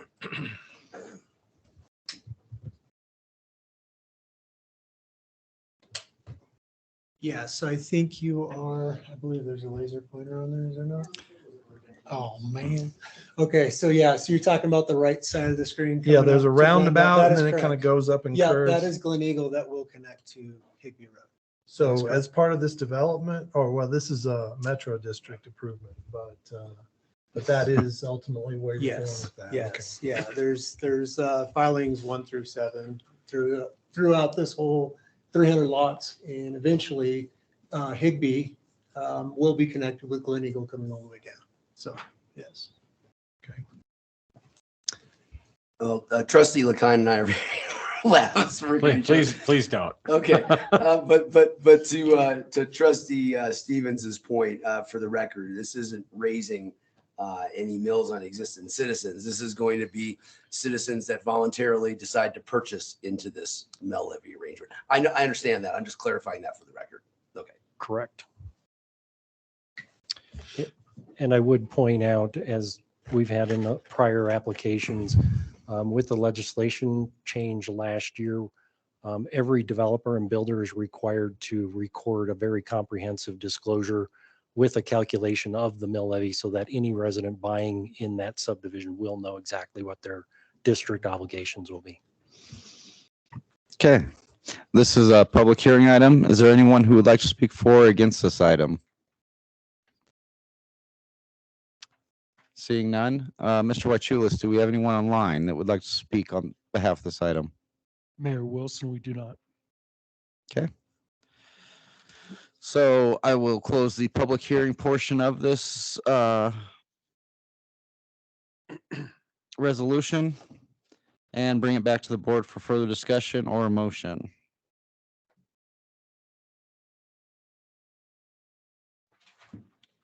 Well, it's rare that we have a developer asking to decrease the density. So I'll make a No, I'm saying Oh. jump. Okay. Before he Yeah. changes his mind. Do it before he changes his mind, exactly. Right, so I make a motion to approve Resolution 53, 2022, a resolution to the Town of Monument to approve the amend and reinstatement of the Triview Metro District Number 3 service plan. Second. I just want to make sure with your approval, you mentioned there were some conditions that I can make sure that we're on this condition. Okay, yeah, fine. Okay, that's it. Yeah, so we'll approve that with those conditions. Thank you. Second. We have a motion and a second. Ms. Erickson? Trustee Ramos, Yes. Trustee Stevens, Yes. Trustee LaKind, Yes. Mayor Wilson, Yes. Trustee Shaning, Yes. Trustee Romanella. Yes. Motion passes 6-0. That takes us to item number, resolution number 54, 2022. Resolution approving final plat for Connexus. Ms. Flynn. Oh, it's on there already. Good evening, trustees and mayor. Connexus filing number 2 is located along the west side of I-25 and east of Old Denver Road, which is approximately 7,500 feet north of Baptist Road. The existing zoning is within the approved Connexus Phases 2 and 3 preliminary PUD. Connexus Phases 2 and 3 preliminary D was approved by the Board of Trustees on February 22nd, 2022 for a mix of light industrial, commercial, civic, office, residential, park, and open space land uses. Triview Metro District will provide both water and wastewater services for all development within Connexus. It's 146 acres in size, 4 lots, 5 tracks, and 1 street. The street is the new Old Denver Road. The lots range in size from 19.06 acres to 30.83 acres. Again, there's 5 tracks, which include open space, trails, drainage, detention, parks, and right-of-way. The plot is consistent with the approved Connexus Phases 2 and 3 preliminary PUD. All applicable code standards are met. The plot is in conformance with the comprehensive plan by it provides a tax base and jobs, it's more attractive type of cluster development of mixed-use businesses. It's a defined point of entry and circulation is handled internally on site. At the last hearing, we discussed park fees. In this case, for Connexus filing number 2, per section 18.02, 330D, 3 of the code includes provisions on the provisions on the screen to whereby the Board of Trustees evaluates the adequacy of the park area to determine if it meets the standards. The board can choose to collect park fees, allow the 29.6 acres as parkland dedication for the entire project, or collect fees for only single-family and multifamily land uses and allow parkland dedication for only the commercial industrial land uses. The proposed 29.6 acre open space area is encumbered by the floodplain as well by a 100-year floodplain. However, approximately 50% of the land area is usable for parkland purposes. The Town of Monument Park Director has reviewed the site and desires to utilize the area for park and open space. The Board of Trustees may choose to determine this park area to satisfy the parkland dedication requirements. Should the board choose to do so, the developer must enter into an agreement with the town, which may include to identify the specific improvements and timing of such improvements. Staff has included the recommendation conditions 1 and 2, and should the board choose to take ownership of the land. And these recommendations are as follows. The Planning Commission did go before the Planning Commission. Park fees are for the Board of Trustees to approve. And the Planning Commission did vote 6-0 and recommended approval of Resolution 54, 2022, final plat for Connexus filing number 2, based on the findings that the proposed final plat is in conformance with the review and approval criteria of a preliminary final plat as outlined in sections 1802-260C of the Town of Monument's Land Development Code. Staff does recommend the same approval with the following conditions: that tracks C, D, and E shall be dedicated to the town for parkland dedication. The applicant shall enter into a parkland dedication agreement with the Town of Monument for Connexus filing number 2 prior to final plat recordation. And again, on your screen is section 18.02-260C is the final plat and review approval criteria. And criteria 1 through 10 does, Connexus filing number 2 does meet criteria 1 through 10. And the applicant is here to answer any questions. Mike DeGrant. The applicant does not have a presentation. Okay. Questions from the board for staff or the applicant?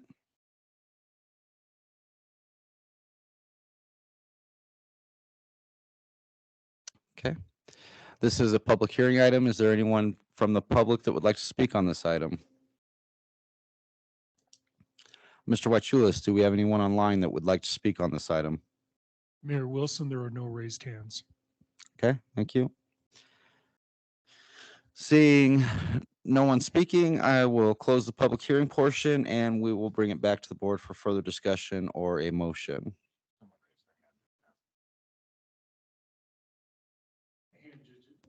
Just go up, Mayor Wilson, Nancy, I can't pronounce her last name. Swearingen. Thank you. Ms. Swearingen, if you would like to take yourself off mute, you can go ahead and speak.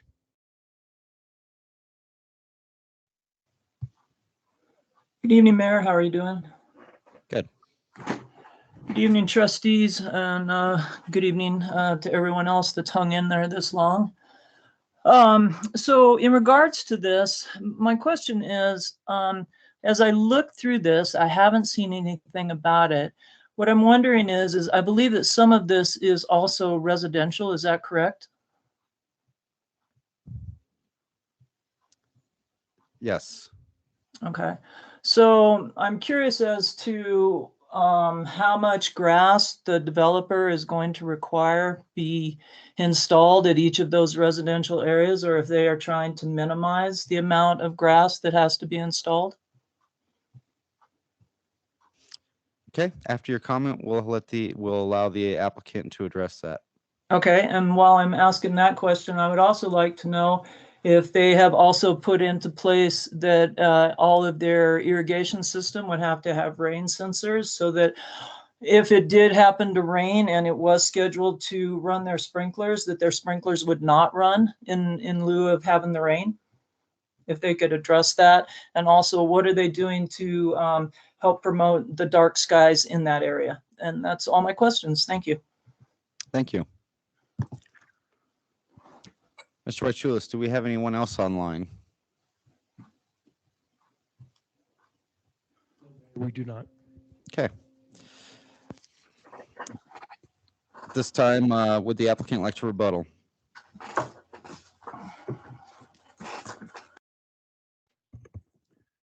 Good evening, Mr. Mayor and Board of Trustees. Appreciate the time. Mike DeGrant with Shuck Communities and Connexus LLC.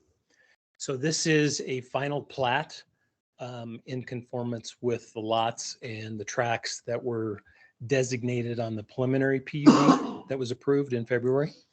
And as far as answering the questions for the amount of grass, irrigation, rain sensors, all of that will be taken into account with final PUDs for each of the 4 lots that are developed. So remember, there is lot 1 is an apartment site, lot 2 is medium density residential, lot 3 is retail, commercial, and apartment use, and lot 4 is light industrial. So each one of those lots will come forward with the final PUD that addresses each one of those items. Okay. Is there any other questions or comments from the board? Seeing none, I'll look for a motion. I'll move to approve resolution 54, 2022, a resolution approving a final plat for Connexus filing number 2. Second. We have a motion and a second. Ms. Erickson? Trustee Shaning, Yes. Trustee Romanella, Yes. Trustee LaKind, Yes. Mayor Wilson, Yes. Trustee Stevens, Yes. Trustee Ramos, Yes. That motion passes 6-0. That takes us to resolution number 55, 2022. Resolution approving preliminary final plat Monument Junction. Ms. Flynn. Yes.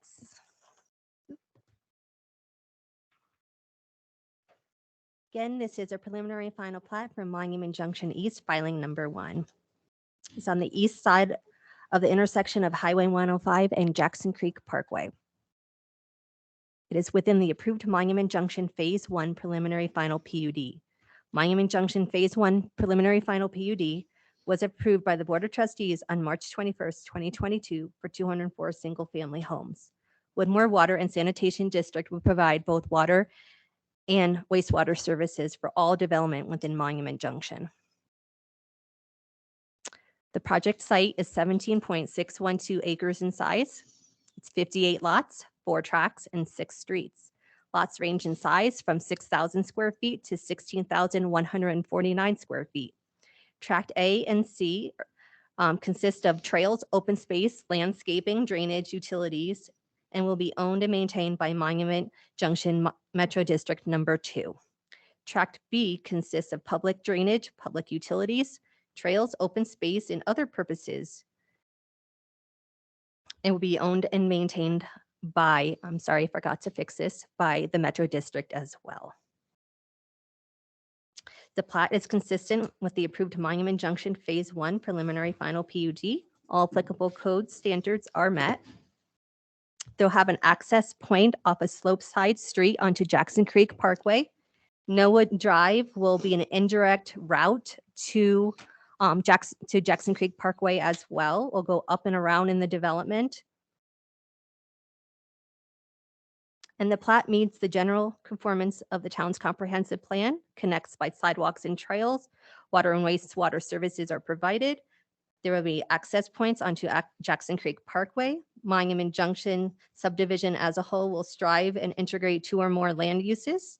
Homes, housing will complement homes adjacent to this property and accommodates easy access to goods and services by foot or car. Again, we have the parkland dedication per section 1802-340B includes a provision on the screen whereby the Board of Trustees may grant a credit for the park requirements in certain circumstances. No parkland dedication or fees in lieu of land dedication is proposed for this final plat. Monument Junction Phase 1 preliminary final PUD includes 3.1 acres of parkland dedication to be owned and maintained by the Metro District. The 2.7 acre park would satisfy the parkland requirements of the Town of Monument's municipal code as it will be dedicated to the town. The park area is not included with this filing. The PUD restricts the parkland from being redeveloped in the future.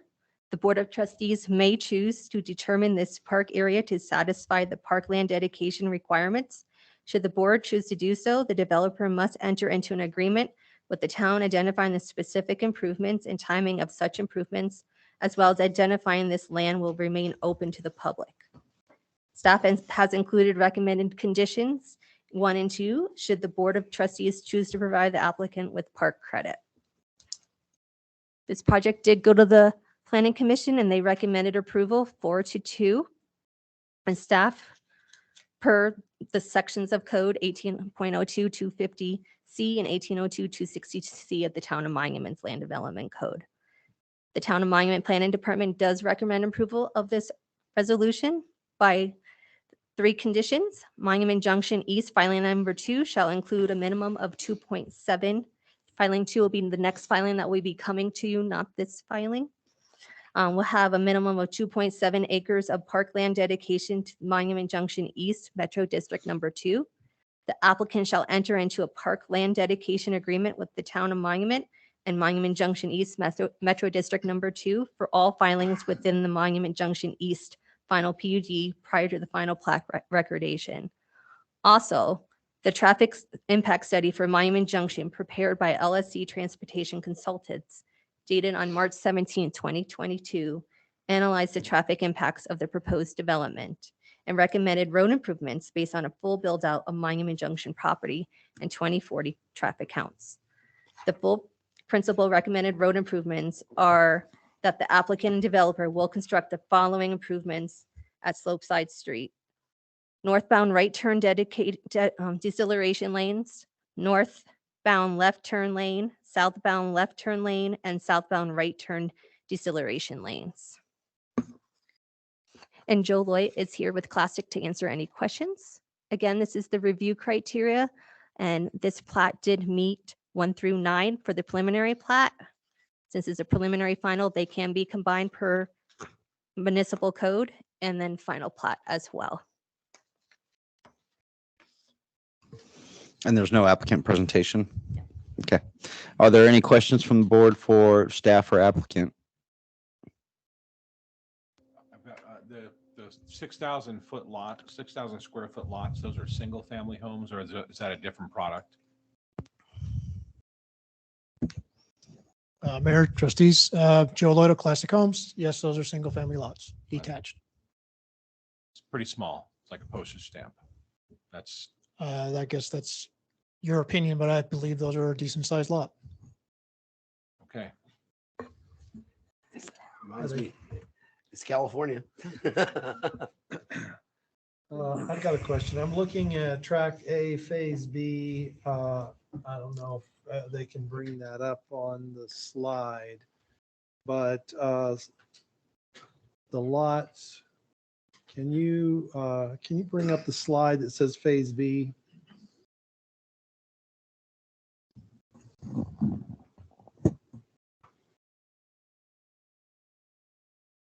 So we didn't have a slide, but I have the plan, so I can pull the plan up. I thought we went through it. I thought you had it here. Are you looking at the blueprint that says phase B on the street? Yes, yes. Yeah, I have that. Oh, you're just wanting the street view? Yeah, the street view. Okay.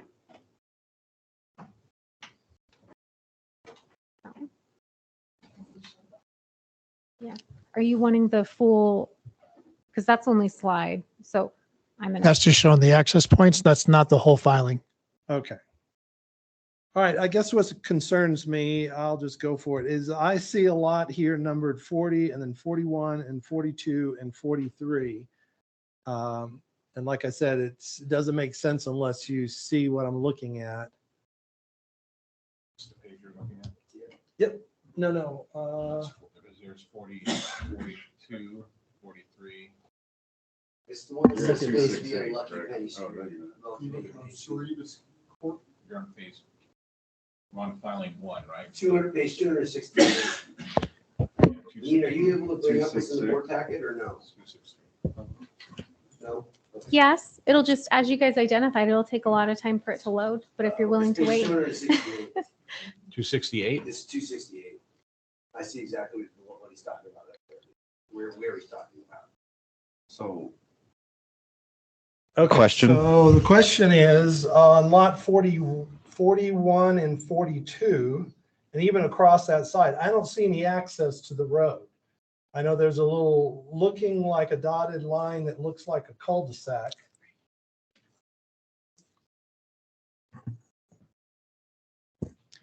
Oh, that's because you're missing the southern portion of the plat. There's that section you're looking at is the access, shows the access points. Uh-huh. That map does not show the whole plat. That's why the road just disappears. Okay, so everything, I guess I don't have a bearing of north and south on this one, but I guess it would be east. This is Jackson Creek, so that's heading towards 105. Yeah, so that's north. So east of 40 plat number 41, 42, that's just, that stuff has not been drawn out yet. Okay, so. Well, that actually merges into Village Center eventually. There's a road that actually goes into Goes existing into Village there. Center. Okay. there. Yeah, we're very familiar. Well, Mitch and I are very If you familiar take a look on the screen, with if you take a look at the screen right there and you look at the key map in the top right corner, you can see how you're only seeing on sheet 3, you're only seeing that's okay. and now So- you can see the balance of the filing on the south side there. That's how all that's connected. Okay, so I just was concerned about access from 41 to 40, like those lots along that line, 41, 42, 45, 46, that didn't seem like they had access to the street. So I saw there's kind of a cul-de-sac drawing there. Okay. So that answers my question. Apologize for all this, all the delay there. Can I ask Mike a question? Go ahead. Where are we as of today on the design and the funding for Jackson, the widening of Jackson? We're just about prepared to send that out to you. We've applied for several grants and received them, and we're at, I think, pretty much will be at 30% design. By the end of December, we'll be at 90%. Okay. We hope to go to construction in 2020. And what percent funding? We're probably about 80%, or 60 to 80% right now. So Thank you. there's a lot more funding opportunities coming up. Thank you. And we haven't even negotiated with the developers on Jackson Creek yet. We have that funding capabilities coming also. Okay. Any other questions for staff or applicant at this time? Okay, this is a public hearing item, so do we have anyone from the public that would like to speak on this item? Mr. King.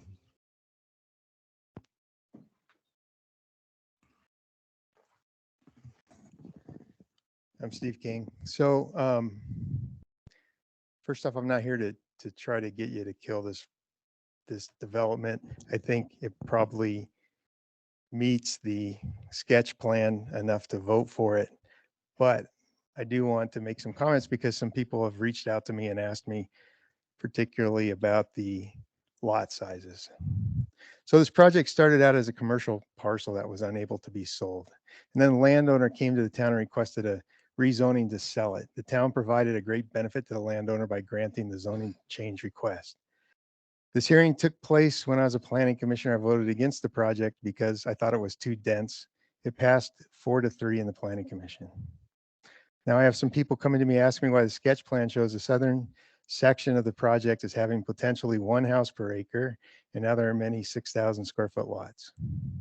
I understand how the presentations are designed to make the projects more palatable, which is why I voted against this. Projects are rarely portrayed to what reality is. Others do calculations and see large lots. My assumption is that nobody on the board lives in a house that's on a 6,000 square foot lot. That is an urban area lot size, typical to lots in the older parts of Denver when houses were very small.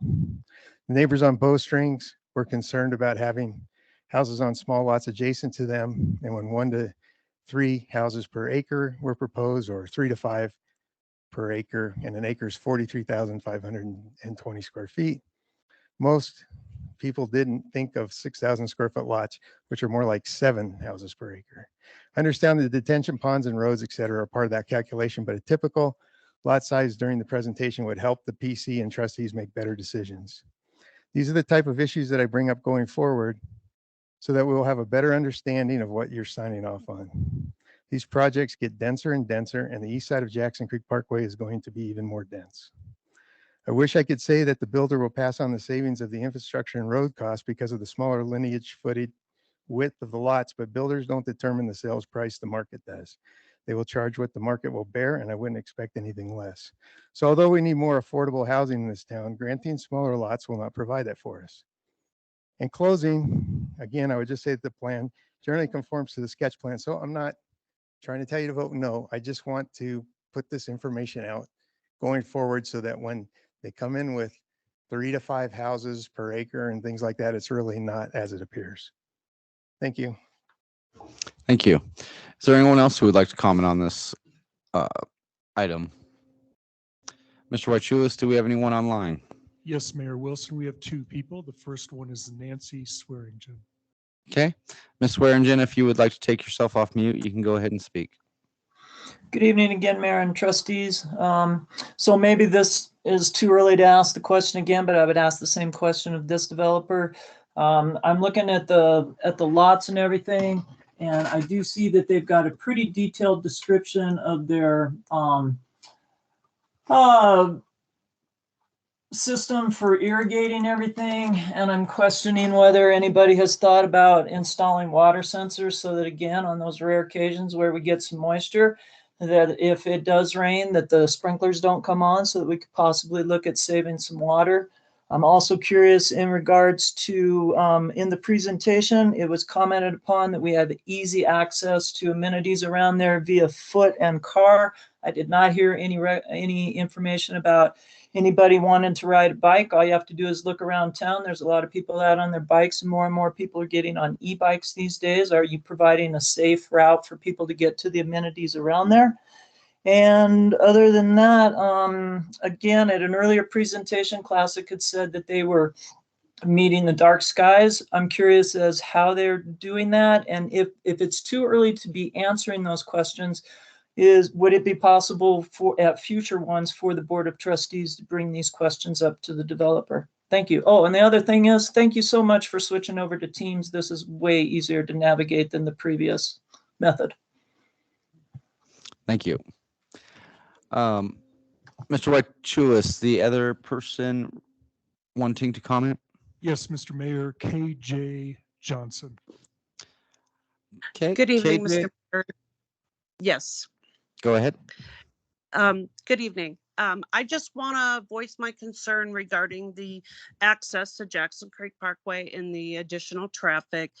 I realize that there was a traffic study and we're looking at widening it, but Jackson Creek is still a very short road and it moves a lot of traffic.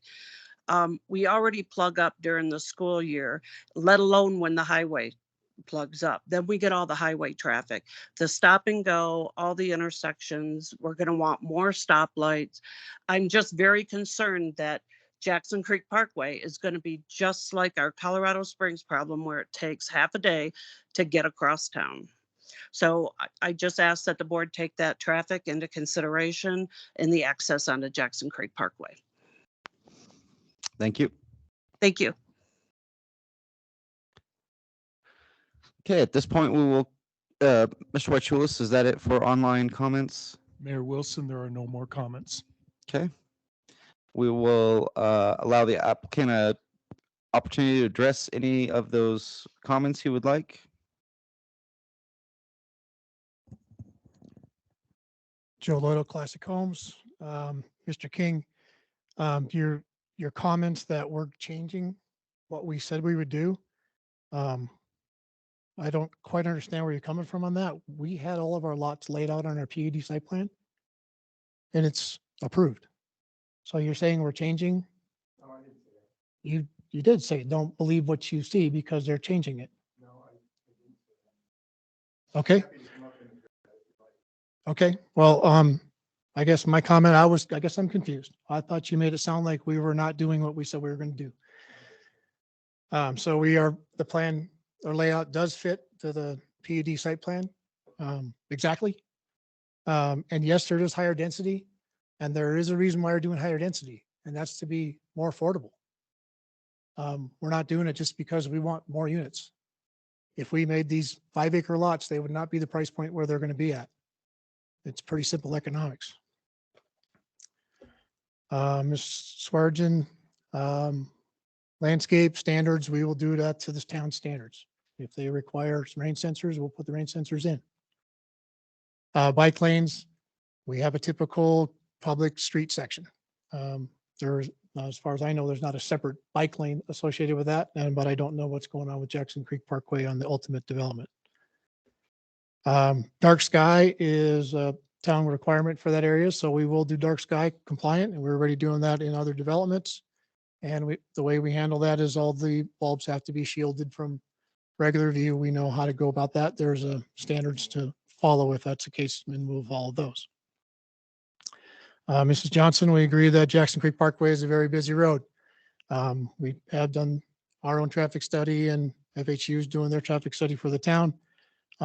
We plan on doing quite a bit of the improvement, well, doing the final improvements on the north end of that road as part of our contribution for that road. And a lot of that traffic that's there is background traffic. It's like you said, it's a problem today. And we acknowledge we're going to be adding more traffic to that, but we also think we're going to be fixing a lot of the problems that are also there today. I believe I addressed most of the comments. Any other questions for me? Questions or comments from the board? Yeah, this may be more towards Mr. Foreman. In the widening of Jackson Creek Parkway, right now, my understanding that's going to be 4 lanes. But will we have if suddenly the extra load or whatever, as we see development coming in from the apartments to these housing, would it be easy to, expand it to 6 lanes if that were the case? If it got, because looks like there's room to build a 6-lane road. I don't think there is, because when you get further south towards Higbee, you've got the YMCA and you've got the high school there. And so I think if you widen it to 6 lanes, you probably would impact them. Also wanted to ask Debbie, because I think one of the grants we applied for included bike lanes, didn't it? Yep. So there are going to be bike lanes on Jackson Creek because it was included in one of the grants we were awarding. And sidewalks. And sidewalks. Yep. Okay. All right, thank you. Mr. Mayor, if I may address that question a little further as well. Okay. So with applications, they're required to submit a traffic study. So if there's an application and a request for a brand new development that triggers additional improvements to Jackson Creek, then the town would require that developer to pay the cost of any kind of additional widening. And if it's not possible, then that could be grounds for denial. Okay, but right now, my understanding is we do have a widening of the 105 and Jackson Creek intersection. And we also will be going to 4 lanes on Jackson Creek Parkway down to Higbee Road. Right, And exactly. What's planned already and is planned for development and looking at the surrounding zoning and so on, there would be capacity. So it'd only be if there's a proposed change in use in a development that we haven't, somebody comes in and they already have an approved zoning or an approved PUD and they come in and they double that density. That's the only way that we would run into issues. Right. So you're saying that with the added apartment that we approved last time and the traffic from that, in addition to the traffic here, you feel like the 4 lanes that we are planning on developing will It's be all accounted for in the traffic study already. they've already been accounted for. All right. Thank you very much. Other comments or questions from the board? Now, I'd like to say that being very familiar with this area, because I lived in Village Center, number one, large lot homes, the way this thing's getting developed wouldn't work there at all. But when you come into Village Center off Knollwood, the first thing you come to are basic, very small townhomes, and then go to homes that are very small lots right across the wall, so to speak, if you want to say that, and then flow into bigger properties. So it really matches the flow of what's behind it or next to it for people that aren't familiar with the area.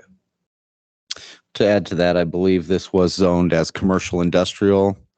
So the residents behind here could have had the opportunity of looking at the back of a big building versus another residential area. Mr. Foreman, I believe, and maybe it was discussed in one of the earlier plans, but there are trails and stuff going through Yes, sir. these There's a areas to, circuitous trail around the whole development. okay. That's what I thought. Any other questions or comments? Okay. We'll look for a motion. I'll move to approve resolution 55, 2022, resolution approving a preliminary / final plat for Monument Junction East filing number 1. Second. We have a motion and a second. Ms. Erickson. Trustee Ramos,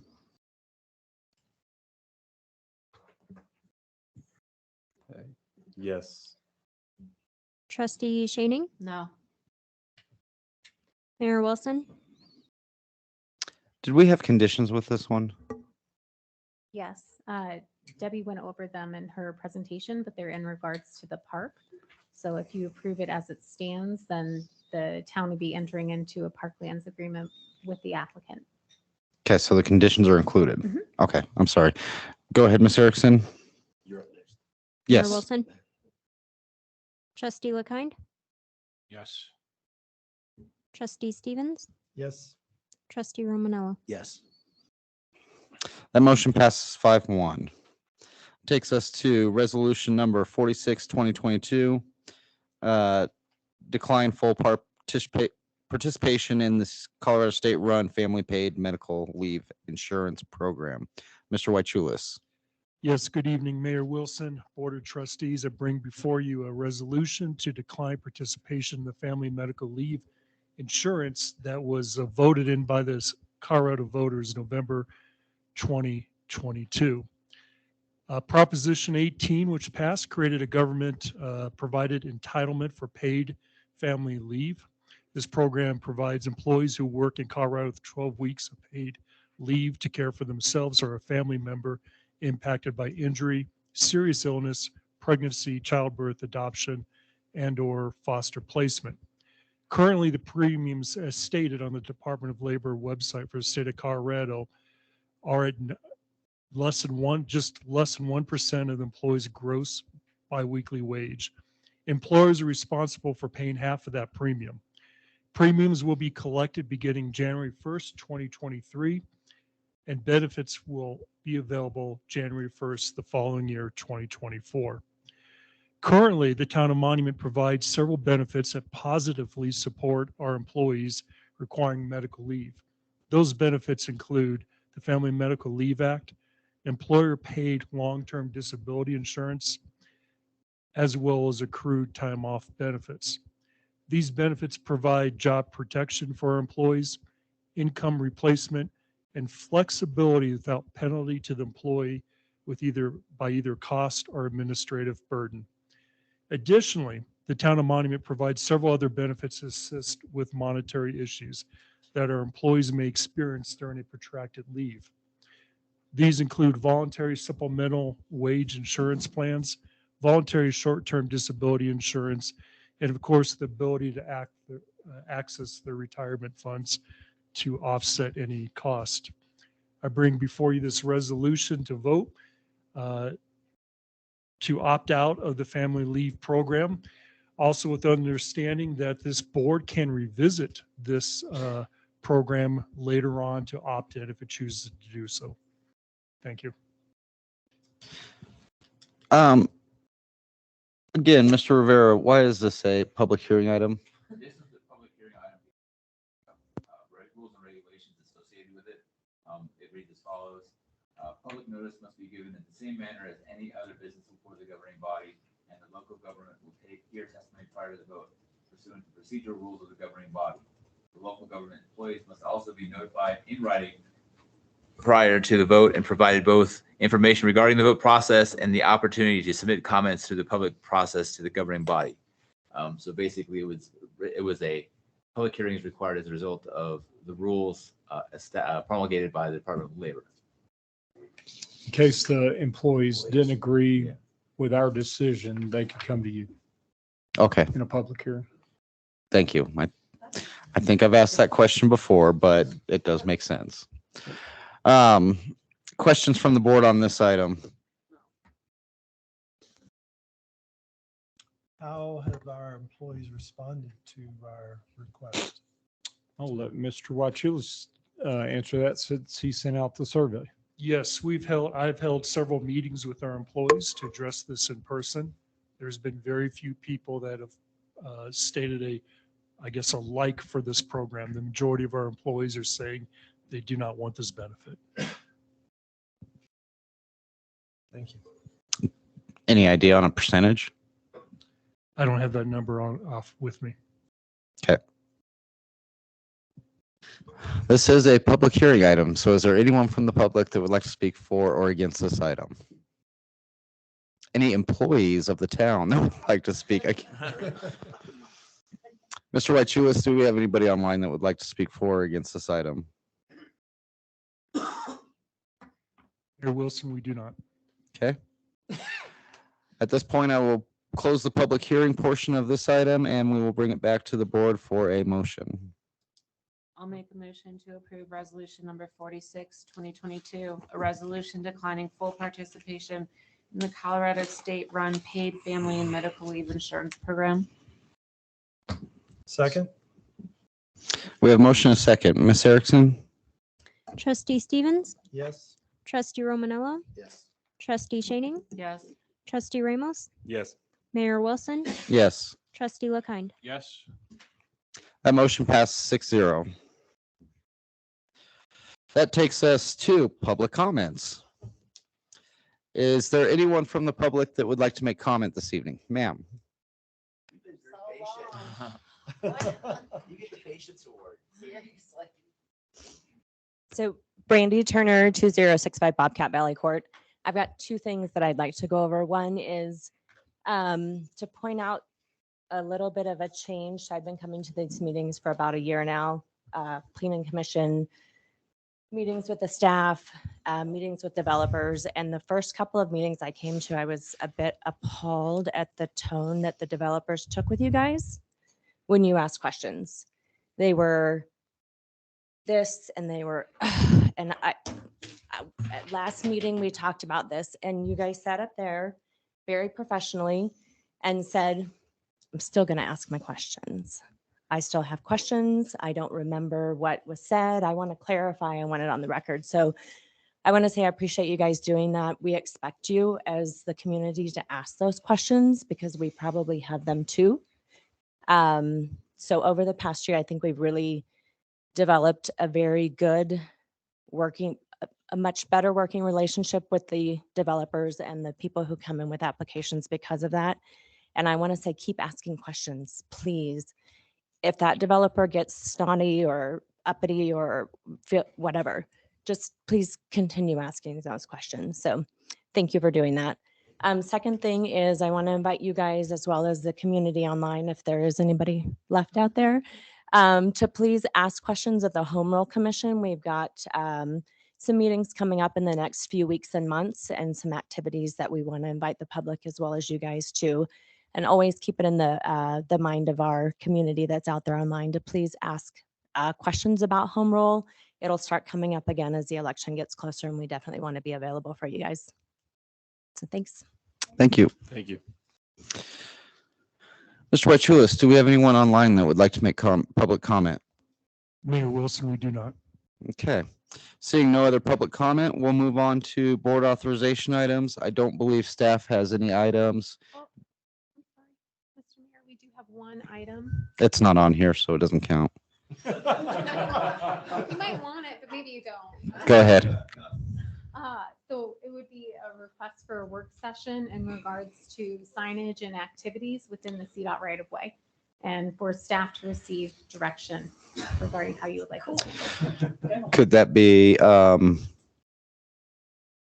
much time are you thinking? 30 minutes. Okay. And when would you like to do that? At the next hearing?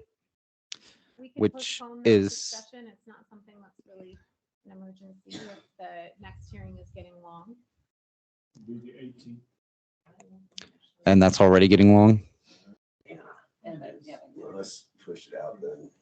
Let's, October. There was just one concern. We found out a lot of information. We just want to get some direction. Okay. Probably won't take 15 minutes, really.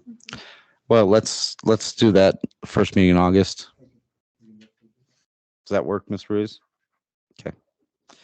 Are there any other staff board authorization items that are not on the agenda? Are we going to address trustee Shaning and trustee LaKine's concerns with the ordinances? I think trustee LaKine said he was going to send those in or email. I've already sent them and we can discuss, and once if they understand my English, then he could send them out to everybody for review. So we don't need a workshop or anything like that? Okay. Mr. Reeves. Do you want a workshop? We'll do it now if we want to. Okay. Do board members have any authorization items they'd like to have added to a future agenda? Okay, seeing none, we'll move on to Board of Trustee comments. Do we have any board comments? Okay. I have a couple, and kind of piggybacking off the last comment, we've built a pretty good relationship moving forward with this board and other individuals, including town staff and builders, property owners. But I was a little frustrated tonight with seeing board members insinuating that town staff has done something wrong or not done their job. Town staff, board members need to, I think as board members, we always have to remember that we are absolutely incapable of doing anything without town staff. And if we are constantly persecuting town staff, we can plan on getting nothing done. Same thing goes for applicants. There's been a couple comments towards applicants that were I felt were kind of snotty. And this is not the way our board should conduct itself. We need to be aware of our actions and how we treat our town staff that support us and the community and those businesses that also support the community. I believe, speaking of businesses, I just want to put this out there. I don't want us to try so hard to zone ourselves out of the free market. We see trends of moving where online shopping's more abundant, and yet we continue to try to move ourselves away from emerging markets and stay the same. We got where we are today because we had, through the comprehensive plan, because prior to that, we just had vacant land. We had no development. We had no businesses. All the responsibilities of town maintenance was on the taxpayer, our current taxpayer back. And now we have the opportunity to bring in new revenue and new funds to continue to make our town better without increasing tax. And yet it seems like we're doing a lot of, we don't want you here. So I would just I'm not saying that we're doing anything wrong. I just think the board members need to be cognitive of that. So if there are no other board comments, Mr. Foreman, we had discussed at CML current upcoming training. It seems, we do have a couple new board members, and we had talked about maybe bringing somebody in for planning training and additional training. We have that on the way. We've got an executive session training coming up On the 18th. on the 18th. Okay. And then I have individual training with Mr. Ramos coming up, and I think we're going to set something up with you and anybody else that wants to come in. We're going to kind of do one-on-one planning 101 with the two newest. Why don't we have it for the board as an entirety? We are on the 18th, but he wanted something a little bit sooner, and because we got board meetings between now and then. So we're Not between now and the 18th. We have one on the 18th. It was a request by a board member, and I'm trying to meet that request. Okay. Do we have any sort of community or town hall style training it would be great to do planning 101 with not only open to the community, but with the charter commission. We could So definitely that, set that up whenever we'll get on your calendars. okay. Get that set up. If there are no other board comments, I'll look for a motion to adjourn. I have a comment. Okay. With all due respect, I'll respond to your comments. I would like to address those because I feel like the comments that you're making have to do with me responding to the staff. I think everybody knows I've always supported the staff. I've always advocated for them. Think very highly of our staff, and I think very highly of you as well. When there are errors presented to me, and those are critical errors and those are relevant to our residents, it's my right to bring those out. And I don't think that's disparaging to the staff at all. So thank you. Okay. And can I address that, Mayor? Because I agree with you that you have the right to do that. I would much rather that be with staff, not in public. Right, and but come- when it come comes meet to a with us. vote, I Come- didn't have the time to do that tonight. So I Okay. understand, but Yeah, just, it's a whole lot better for staff and for me to be able to retain staff that we are able to have that discussion one-on-one. Okay. Do we have a motion to adjourn? Make a motion to adjourn. All in favor? I. Aye. Aye. We are adjourned.